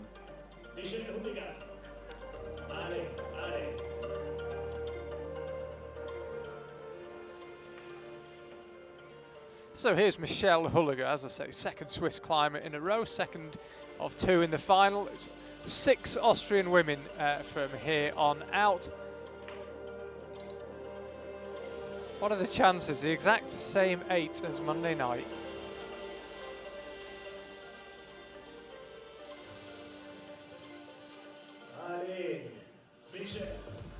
Let's go. Actually, you can see there, right underneath that crane, is Anne-Sophie, stretching out the pump and watching her compatriot. And yeah, definitely Anne-Sophie Koll. I'm just watching her, just definitely got a bit of lactic acid to shed, it would seem. It's a journey to the top of this wall. It's an awfully long way. Michelle so far has really good pace through these moves. Displaying good technique already, but maintaining the pace.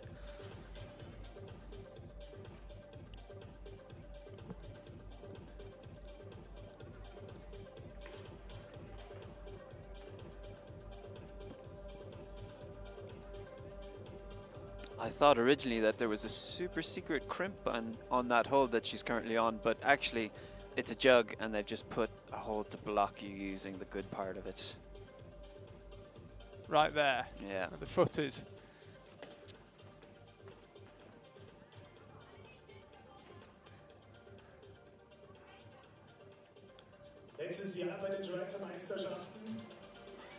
She was thinking about a rest before setting for the jump, but as it is, she goes straight for it and looked pretty confident on it.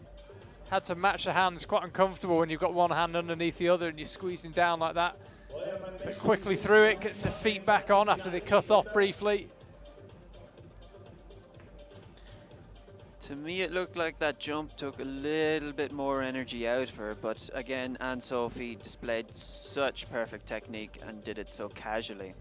I think many of the other girls will also be struggling with that jump.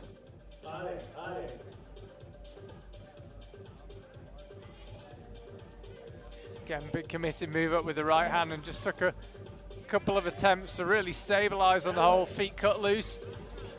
That is the style of this route. You can see she's above that quick draw, but managed to clip it. With so few holds in the route, it means it will consist of these bigger, longer moves, which are really going to test the women here.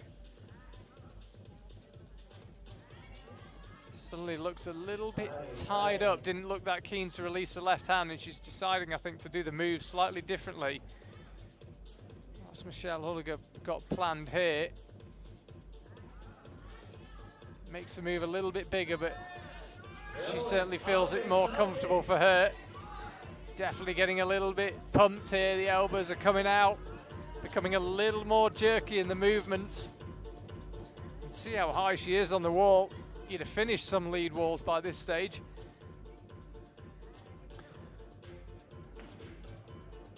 And that's the last thing she needs. Got to fumble with a quick draw. No. Did the rope come out? As soon as you fumble with a quick draw, I swear, there's automatic pump. It just comes to you, no matter how relaxed you are. She's made it work. Let's see if she can rest enough on that left hand. Oh, she can reach the next. That's not what you need. She had a really uncomfortable looking reach down to try and reclip the quick draw. Ended up getting in a good position, but initially tried to reclip it from an uncomfortable position. And that is just not what you need on routes like this. You need everything to go right first time. And it's cost her a bit of energy, Michelle Hulliger, and she falls just entering on to the main roof. And might look back with a bit of frustration.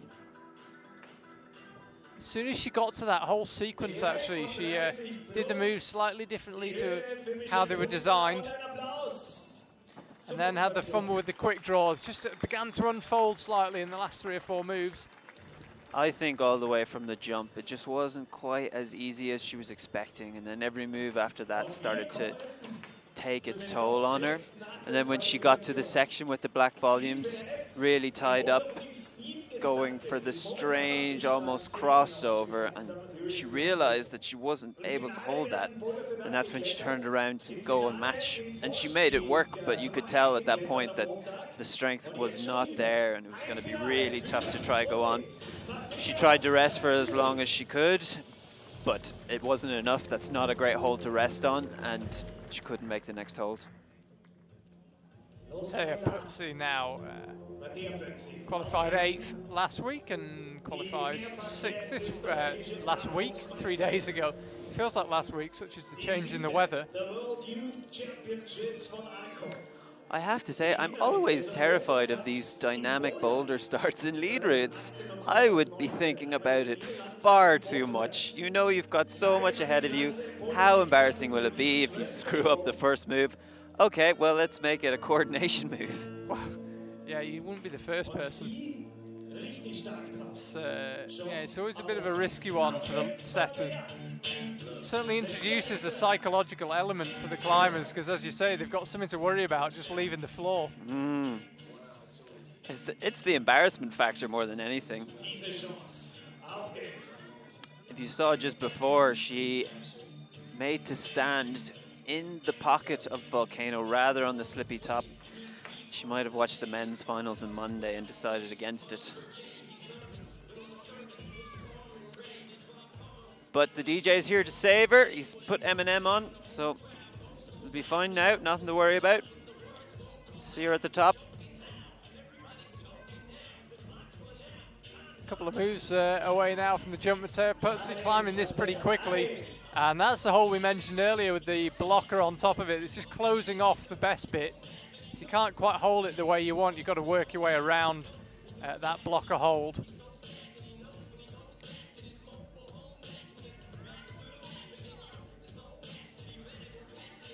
Get herself set up from the rail.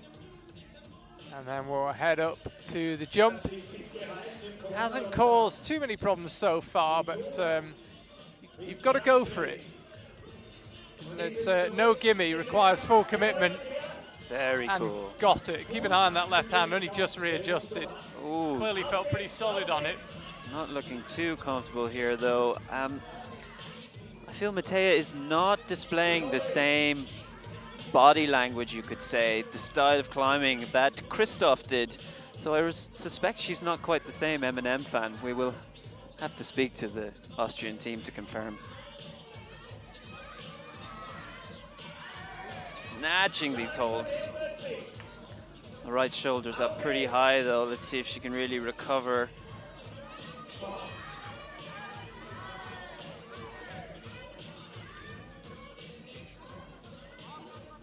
This is where Michelle Hulliger began to get in a little bit of trouble, I think, just trying to figure out how to do these moves efficiently. And you can see that left foot absolutely on the limit and beyond the limit. Mattea Putzi, as soon as that left foot went out, she never quite looked solid on it. And you could see there was a second where she thought, shall I go, shall I not? decided to go. The left hand landed, but didn't stay there long enough. Let's have another look. You can see that left foot always looked pretty tenuous. She wasn't far off holding it, but when the right foot began to rotate behind her, she was always in trouble. Anyone watching at home, I tell you, this is one of the best ways to get a shoulder injury. You see that left shoulder rolling all the way forward, scapular coming out. She did have the strength to maintain the stability there, but if you wonder how climbers get shoulder injuries, it's often something like this. Looking okay. If it was an injury, you would be able to tell she'd be down rubbing her shoulder, but she seems happy enough now. Emilia Wawrinski will be the next climber out. I was about to say climbed on Monday night, but they all climbed on Monday night. Doesn't really make her unique in this competition. Here she is, wearing the flowery headband. Always easy to identify the distances on the wall when she's climbing. And as you say, I don't think it's hard, that start, but just gives the climbers something to think about. I'm nervous every time, I actually am.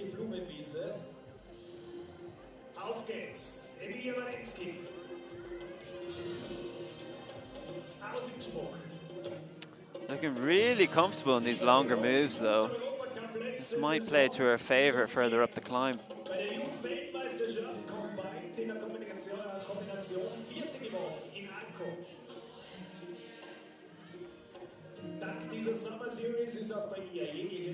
So cruising through the lower technical section.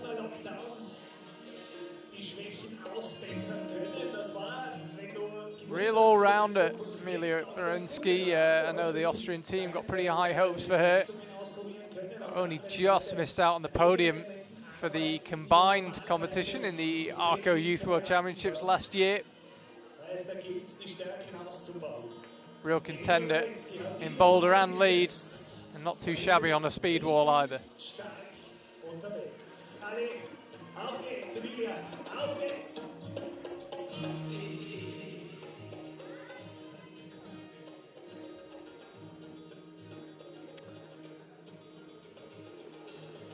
Getting up to that blocked hold, you can see the climbers just having to move around it. You can see exactly where you'd like to put your hands, it just, you can't.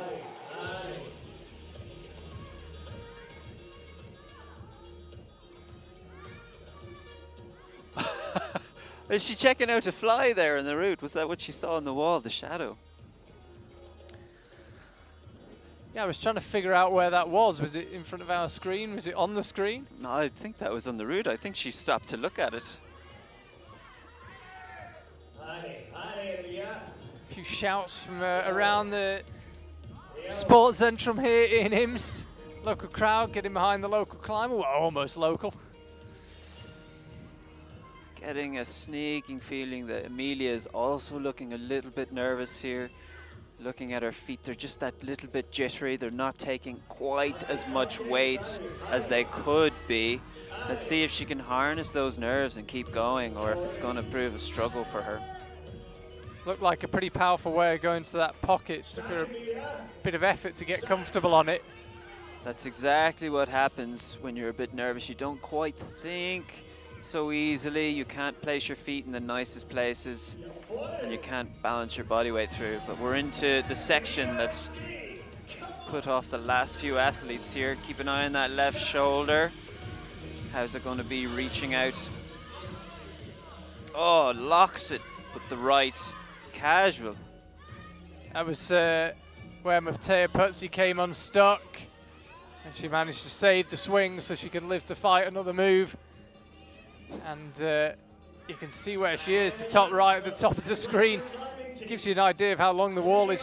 She's been climbing for over 3 minutes 15, and still the top looks an awfully long way away. Big move coming up here on the left. Doesn't look that sure about it. Actually executed it nicely, got her body into that gap between the holds.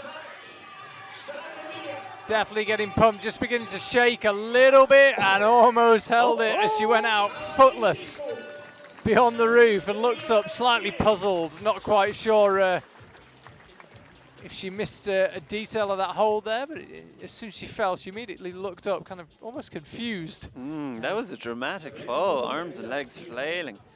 Let's see if she got surprised by the blocked part of the hold.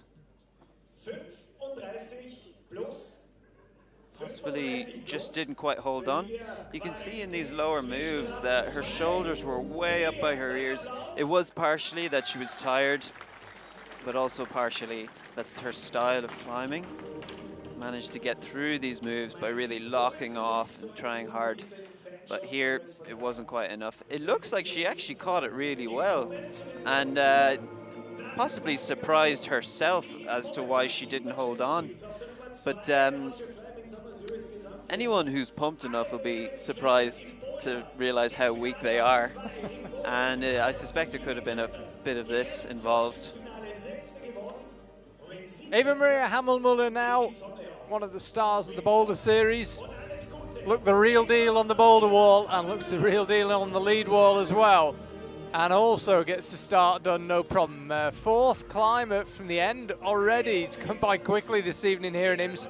Christine Schranz will be out next, and then Julia Fieser, and then Jessie Pilz, the final climber out.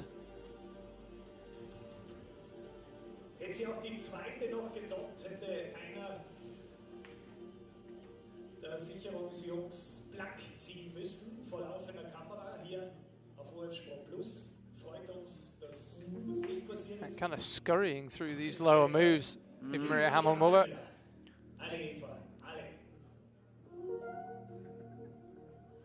Standing on the slippy plastic there, but stable enough, happy enough. If you can stand on that plastic, it brings your weight closer into the wall and it's a bit better, but it's a risk.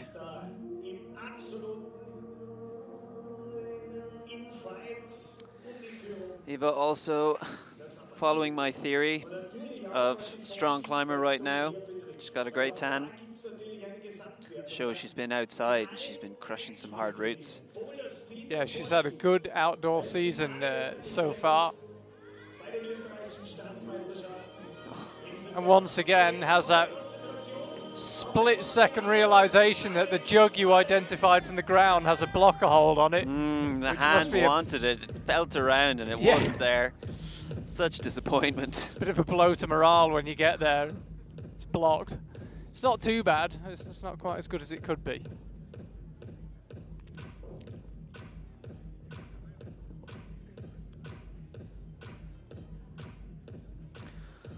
Let's see how Eva deals with this next jump move. I feel like it's really been a defining factor for how far the athletes get up the rest of the route. Some people are just really put off by a jump. And on a lead route, once you're put off, that's you.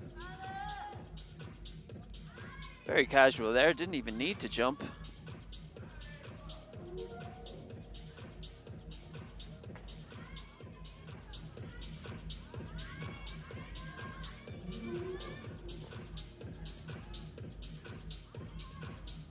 Bit too close right now to pick out every detail. That's a bit more like it.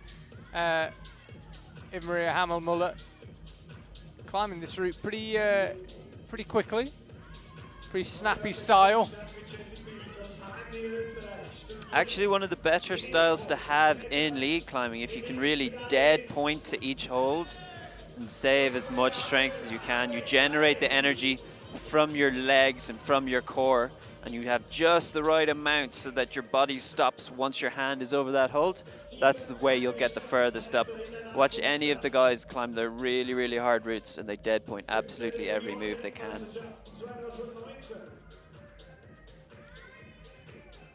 Just caught a glimpse of the face there, just cheeks puffing ever so slightly. Quite a good rest here though. I always prefer resting on an undercut. Now she launches into the upper section, still about half a dozen, maybe more moves to go actually, before she would reach the high point. And so frustrated with herself. Be interesting to see a replay of that. Did the hands get a little bit too far away from the feet perhaps? Let's have another look. Certainly feels like she had more to give, I think.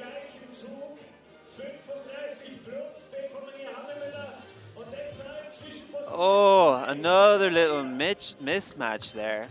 She thought she might be able to stay on that left foot, but then it was just a little bit too far. Her left hand wasn't quite deep enough in that jug to hold the swing. Such a pity there.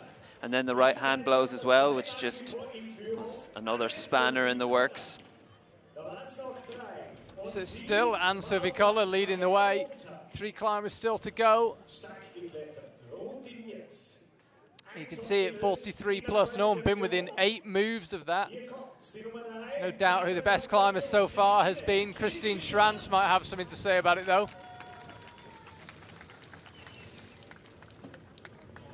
Very excited to see Christine towards the top now. She was really one of the athletes on Monday who displayed such impeccable technique, even in those last moves.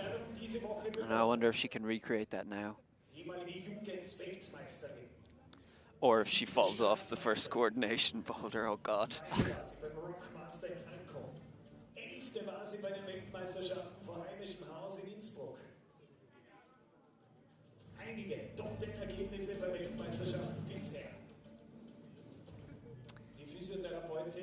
She goes. I think the clock might have started a little bit prematurely. Doesn't look like she's 10 seconds into me. Doesn't look that confident about the running start, actually. Did it. Eminem's on again. Got her through. Let's see some action. Your musical knowledge is terrible. My musical? I know one artist so far. I could just offer a correction that this isn't Eminem. Oh no, it's Linkin Park. Oh, dire. I really have to apologize. That, you know, you'd need a bit more homework. Good song. Christine Schranz definitely looked the most nervous, I think, of the climbers about that first move. The judges actually thought she'd started, got the clock underway, and had to reset it when they realised she was still pondering the first move. Again, looked reasonably comfortable on it, but it looked like it maybe got in her head a little bit more than it has than with some of the other climbers. Already you can see this really fantastic technique here, and it's going to save her later on the route.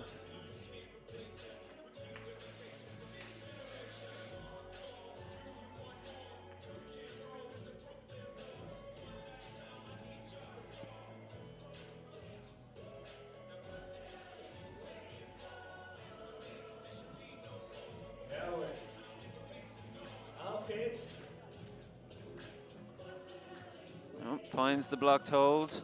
There's the heartbreak hold. Yeah. Be thinking isolation, right, when I get there, get a nice rest. Massive hold. Oh, come on, oh, really? Didn't need that in her life.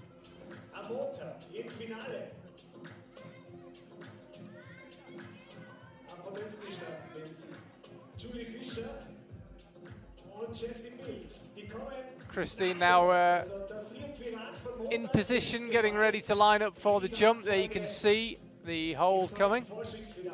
I must say she's a little bit shaky on her feet. You can see them just wobble that slightest bit. Not sure if that will come back to haunt her later on, but she's still doing every move how it should be done, just right, and mastering herself.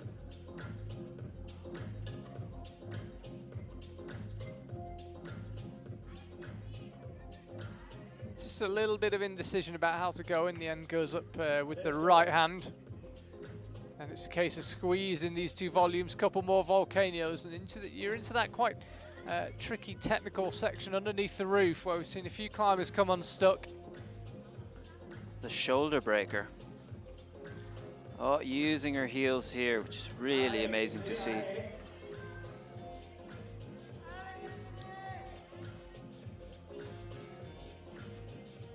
And that tight drop knee, but it does help.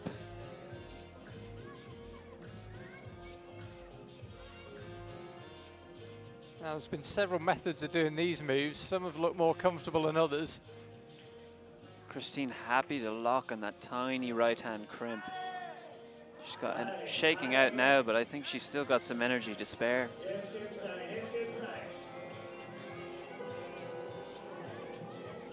Just Just getting herself comfortable in the pocket before committing the right hand over, and like with a couple of climbers, the right foot cuts loose involuntarily, but she manages to get it back on. Just see that left leg beginning to shake, conveying a little bit of the effort. The legs are doing such a fantastic job here in the climbing, though. They're really taking as much effort as they could be, and it's so awesome to see. It's actually a little bit steeper than it looks where she's resting, Christine. See the leg, just left leg really quivering now. Probably time to get moving, and here she goes. Oh yes, the powerful drop knee set her a bit tight for the jump, but she can reach it. Doesn't even need to jump. Meant she had the luxury of feeling the hole to figure out exactly which bit was good before really committing to it. Didn't have to jump. Very spectacular scene here in Imst. This wall silhouetted against the night sky, and Christine Schranz in the spotlight, 15 meters or so above the ground, and still with 5 meters above her. Really using this time to shake out, pace herself, and she made a really good job of this on Monday, actually. Very well paced. So let's hope that she still has some energy for these next moves, because I've told from this point it's just a push to the top. Needs to get moving, actually, Christine, coming up for 50 seconds to go. If she's got some energy, now is the time to use it. Pushes out right, heel hook in place, and then we'll go up. It's quite a big move with the left. Get yourself stable. The lead could beckon here for Christine Schranz. Needs to get that clip done. Looking, all things considered, relatively comfortable. Now goes up with the left-handed. She can latch onto that. This could be for the lead. And there it is, Christine Schranz still going. One more clip to go, and then it's the top. Keep an eye on the time, though. She took a longer rest, and maybe she should have done below the roof. And it's going to be pretty tight for time if she wants to top this route. Goes up with the left hand. Another big, powerful move coming up, and she can't quite execute it. But with 12 seconds to go, she gave that route absolutely everything. She's in the lead, and she will be on the podium. So fantastic to see. She was still finding those footholds, even all the way up there, which is what we saw on Monday, when she was making this reach out to the big hold on the right. The last hold she really held. She found that right toe to bring her out, and then a left heel here to lock her in to reach into that Gaston. But once you take that heel out, it was so far away from the rest of her body that it pulls pretty hard, and that just pulled her off of the wall.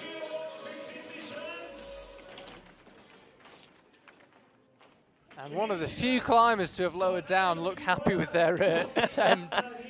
What big wave to the crowd here. She got a big round of applause, Christine Schranz. I think people appreciated just how much she'd given that route and how well she'd climbed it. A lot of motivation here. Again, you can see when she takes this left heel out, it swings and pulls her off, unfortunately. So 45 for Christine Schranz. No plus for her because she didn't really make any progress towards that next hold, so it is just hold 45, but it is the lead, and with only 2 climbers to go, that is enough already for a guaranteed spot on the podium.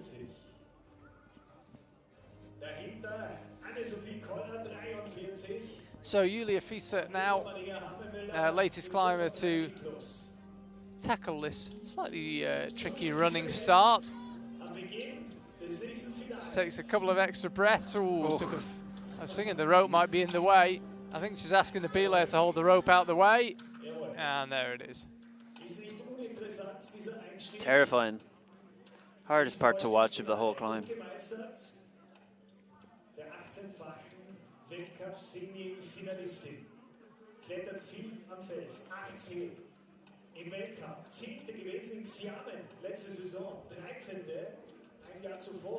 So Julia Fischer, really good day in the qualifiers.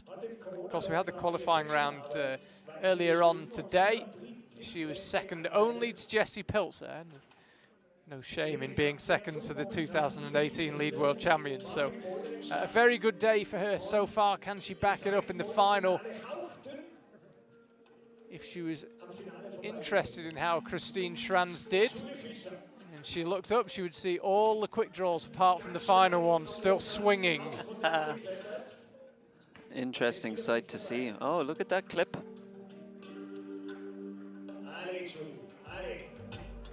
Let's go.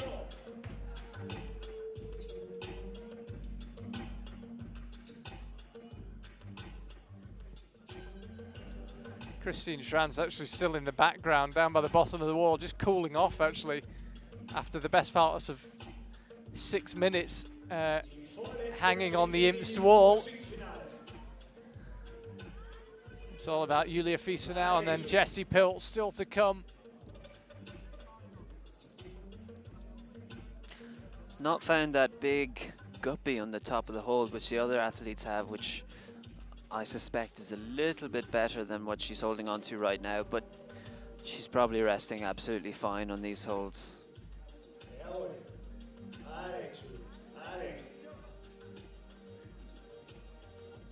You've been climbing outdoors not so long ago with Julia. It's going well this year. Yeah, looking super, super strong. Really awesome to see. Oh!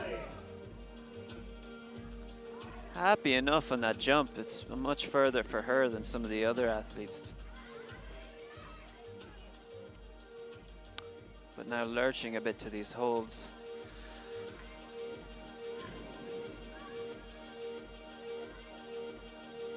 There you can see the sheer scale of the wall. Look over to the right, that's a speed wall, 15 meters. The lead wall carries on far past that.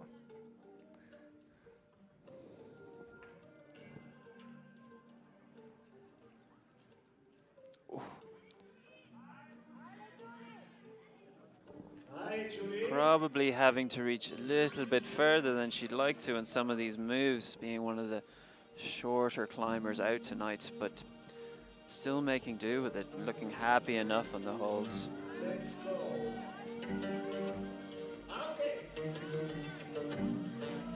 Now, as I say, decision making seems absolutely key here. It seems pretty hard to come back if you do make a mistake. If you do try a method that doesn't suit you, that left foot will be pretty tenuous, I'd imagine. Oh, some nice footwork trickery there. Yeah, clever use of that toe hook, just to stay in balance as she moved out left. Going straight through here, not resting like the other athletes have. Let's see how she makes the jump. It'll be a bit further for her than the others. Here it is, you can see the hold and the hold blocking it. Oh, yes. Really hit the sweet spot of the hold, and had to as well because the feet cut loose. Luckily, she couldn't have hit it better. Everything cut loose there, but you saw the shoulder activate, the arm strong, and she held the swing. Julia Fieser looking down over her left shoulder at the clock to see how long is left. I think she'll be pleased by what she sees. Definitely got time for a little rest here before launching into the top section. Not much opportunity to rest from here on out. So if she feels she can get some energy back, now is the time to do it. 1 minute 35 to go. Let's get that done.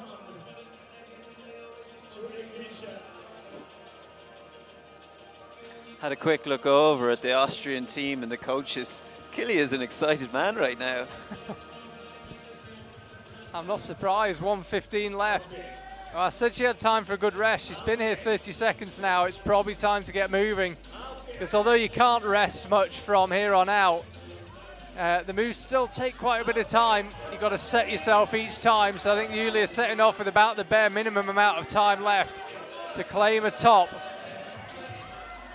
See the head firing back now, conveying how much effort's going in. Still looking like she's got a little bit of juice left. It's a big move out right though, and she can't quite get there. Power just came up short. So fantastic to see Julia climbing through this route. She really had to go to full extension for half the moves through here. as you know, that there's far fewer holds on this route than a lot of the other competitions in Imst. And so that means you must do these long reachy moves. Julia, being one of the shorter climbers, has to go to full extension the whole time. You saw there, the left arm was tired. She had the right foot out on the hold. It was there to pull her across, but there just wasn't the energy to get up to this next hold, which isn't a good one. Oh, and he just made the jump work. You can see the rope wrapped around her right knee as well. Wouldn't have been ideal to fall off in that position if you like the skin on your shin. So only one climber out. And it is that lady there, Jessie Pilz, 2 times the World Cup winner, a world champion in this discipline, a true all-rounder, qualified Olympian as well, to add to the CV. Made it to the Olympics at the first time of asking, the IFSC World Championships last year. And no problems with the start. Also been going really well in the Boulder World Cups over the past couple of seasons, Jessie, so powerful dynamic moves like that, no problem for her. Until the 2019 season, she's probably Janja Garnbret's closest competition in the lead. Looks strong here on Monday night.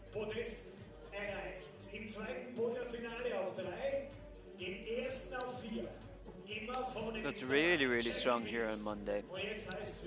And judging by how the other athletes have done this route, I'd be quite hopeful to see a top just now. Yeah, no doubt, Jessie the favourite, and that's not in any way to put down the other climbers, but when you've got someone with a trophy cabinet and a CV like Jessie, she has to be the favourite.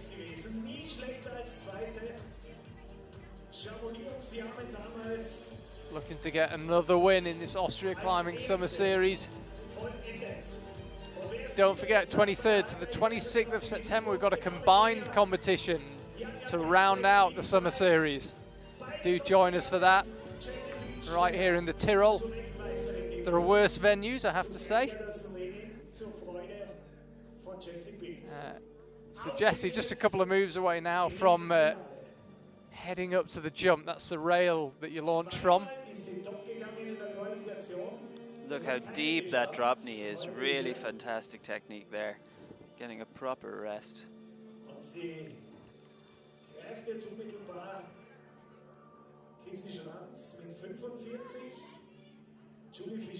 Casual through the jump. Looking very confident.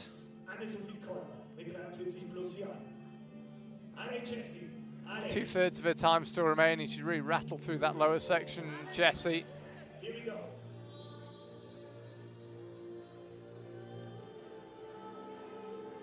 No problems at all there. A couple more moves up through the volcanoes, the mini volcanoes, and then you're into this tricky traverse out left as a bat flies past Jessie on the wall. Maybe that's what we saw earlier that shocked some of the previous athletes.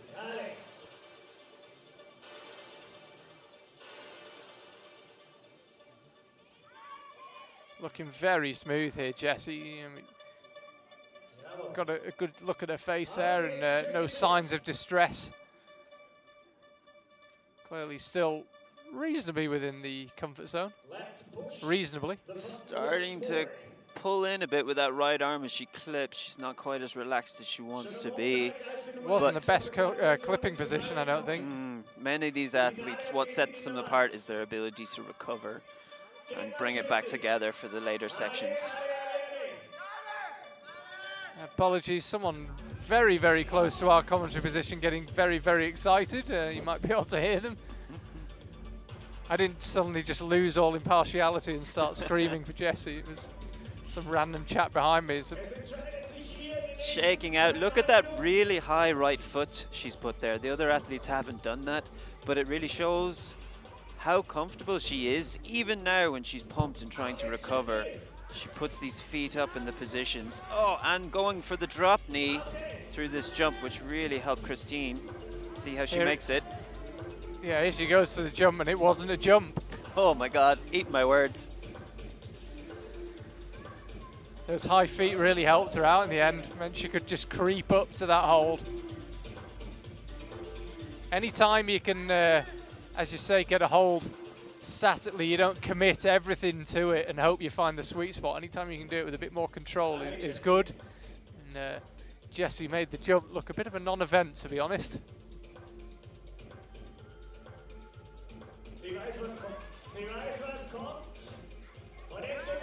Didn't have to rest too long there. I wonder what's going through her head. Is she feeling comfortable still? Yeah, is that a sign of comfort or discomfort? Is she decided to carry on because she's tired? Or does she just not feel that she needs the rest and she'd rather just keep on motoring? Hold 45, where we lost Christine Schranz just above the penultimate quick draw. Haven't seen a top on either route so far. Could we see one from Jessie Pilz? Doesn't look sure about that big move up with the left hand. I think the effort really beginning to tell now. Oh, nearly went out right and decided to come back and get reset. Goes and just misses it.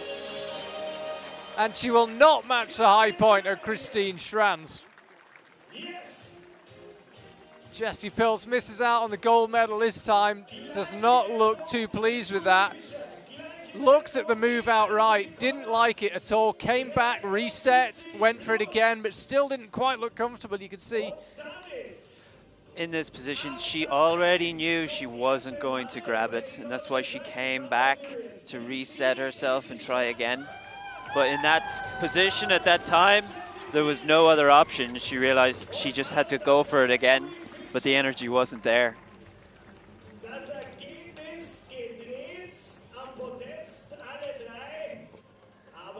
Yeah, it never looked like she really fancied that move at all.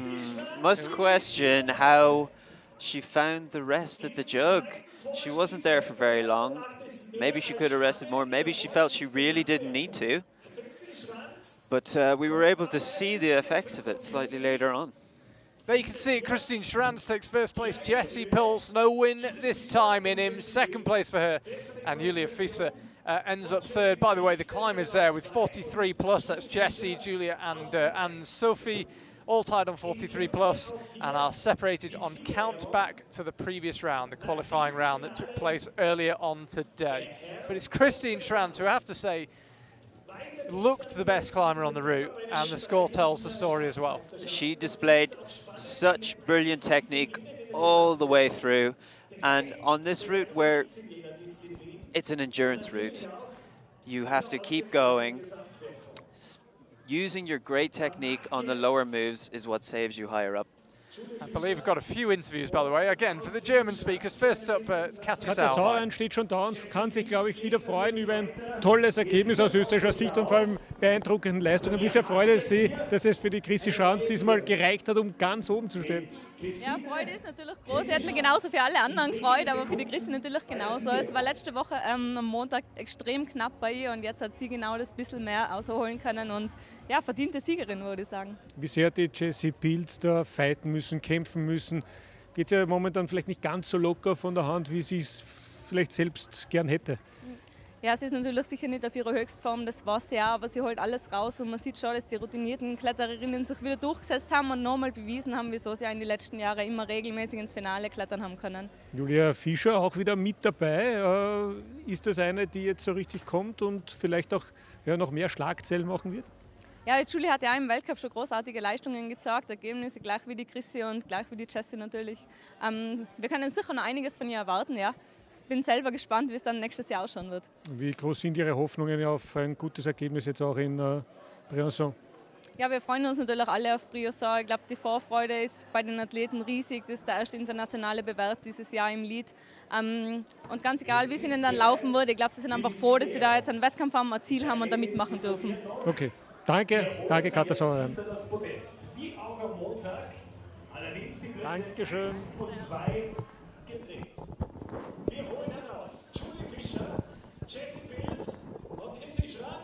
So welcome back. For a lady who doesn't like doing interviews, we see a lot of Katja Sauer ORF interviews, doing a bit for the media once again. Gratulation an Julia Fischer. Julia Fischer looks pretty happy with third place. Really good result from her, as you said earlier, Dan, and having a good year on just about every type of climbing. And that third place here in Imst represents a very good return from her day's work. Looked strong in the qualifier and followed it up in the final. Die Führende des Austria Summer Series Gesamtwertung Klassements. Jetzt auf der 2. Gratulation, Jessie Pilz. Jessie Pilz, second place. Doesn't look too disappointed with it. She wears her heart on her sleeve, Jessie. You're never really never too worried about what she's thinking. You're never in any doubt what she's thinking, Jessie Pilz. So if she looks happy with it, she probably is happy with it. She definitely put in a good effort. Yeah, I think she knew maybe if one or two things had gone her way, she might have found the top. But the one woman who got everything right, it seemed, from the second she left the floor till the second she fell, was Christine Schranz. No doubt she was the best climber today. Climbed the route immaculately, couldn't quite find the top, ended up a few moves short, but a very, very strong performance from her. So that's all from Imst this evening. Installment 4 of the Austria Climbing Summer Series is over, but fear not, we're back with the big one, the combined competition between the 23rd and the 26th of September on Epic TV and the Austria Climbing channels as well. Do hope to see you then. But in the meantime, from a lovely evening here in the Tyrol, thank you very much for watching. Thank you very much and good night.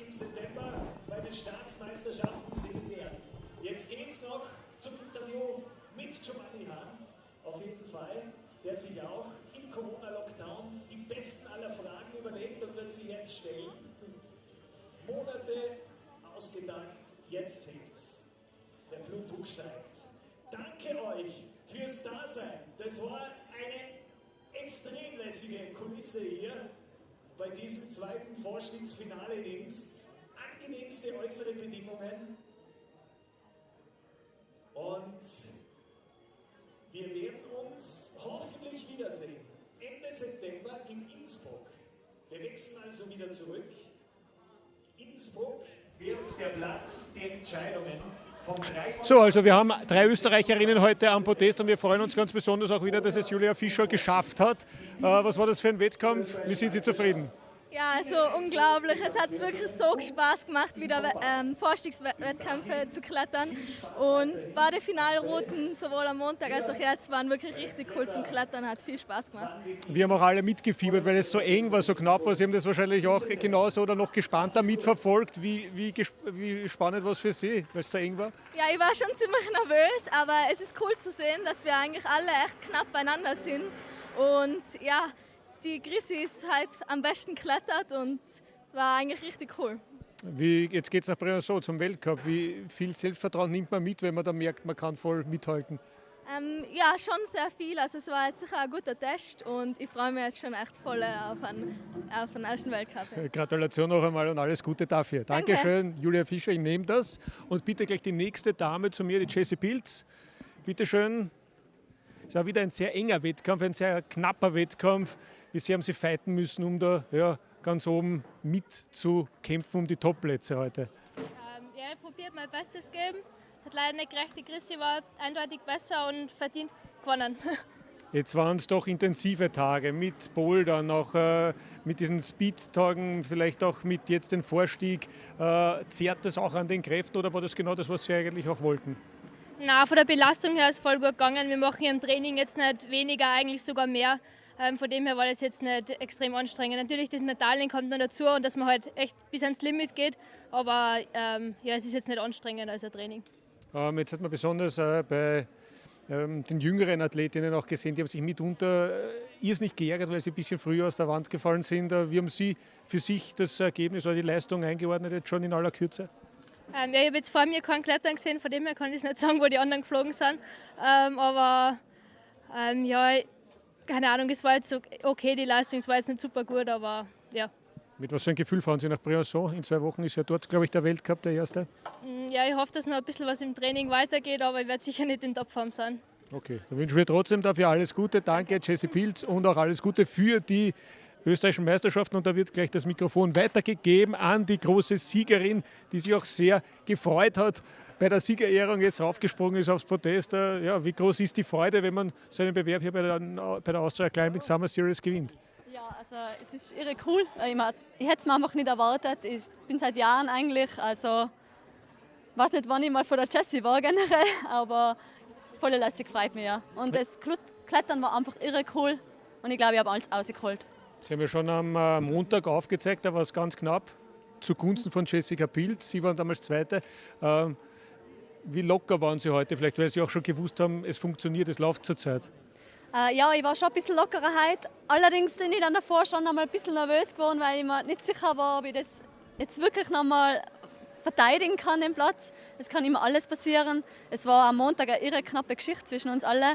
Und ja, umso cooler ist, dass es aufgegangen ist heute.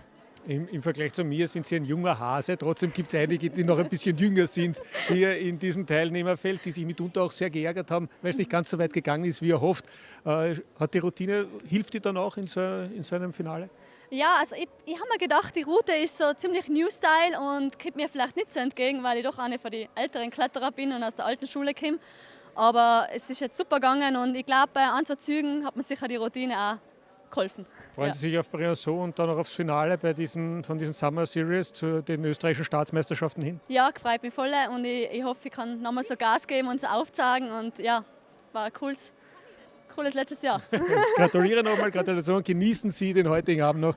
Christine Schranz und der Reine Scherer, ein paar Jährchen älter als die Chrissy Schranz, aber trotzdem schaut er noch sehr jung aus und fidel. Was haben wir heute für Bewerbe gesehen? Wie sind Sie zufrieden oder wie bist du zufrieden mit den Leistungen, die da heute gezeigt wurden, sowohl bei den Männern als auch bei den Frauen?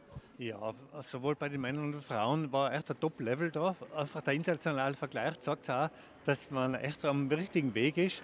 Bei den Männern hat der Jakob einfach souverän gewonnen, das war echt tadellos. Und bei den Mädels ist es so, dass einfach die Chrissy doch wieder gezeigt hat, dass man mit ihrer Routine auch viel noch rausholen kann. Der Vorteil von der Chrissy und von der Julie ist halt der, dass sie eigentlich Lead-Spezialisten sein und nicht das ganze Training von der Kombi, das die Jessie mitmachen muss. Das ganze Speed-Training, das ganze Boulder-Training, das geht der Jessie jetzt schon ein bisschen auf die Substanz. Und es ist gut, dass man jetzt einmal Energie ausnehmen kann aus den ganzen anderen Disziplinen. Okay, das heißt, wie schaut es auch aus in der Planung hin zu dem Weltcup jetzt, zum Vorstiegsweltcup in Briançon und dann natürlich hin zu diesem Schwerpunkt österreichische Staatsmeisterschaften Ende September? Ja, das erste ist schon mal, dass einfach das Speed einmal ausgenommen wird, jetzt die nächsten Zeit, weil es wirklich nicht notwendig ist. Wir haben das ganze Jahr noch Zeit für den Speed. Und das andere ist auch, dass das Bouldern nur mehr als ergänzendes Training mitgenommen wird, um die Spritzigkeit aufrechtzuerhalten. Weil bis vor 2 Wochen haben die ja noch voll auf Boulder-Modus trainiert. Okay, dann hoffen wir auf gute Ergebnisse in Briançon und freuen uns schon auf die Staatsmeisterschaften, die dann Ende September stattfinden, von 24. bis 26. September. Werden wir auch wieder live übertragen in ORF Sport Plus. Ich hoffe, der Rainer ist dabei. Hast du Zeit? Sicher. Okay, das freut mich. Und Sie sind dann auch hoffentlich wieder mit dabei. Wie gesagt, dann gibt es wieder Klettern live in ORF Sport Plus. Für heute war es das aus Imst. Schönen guten Abend noch aus Tirol.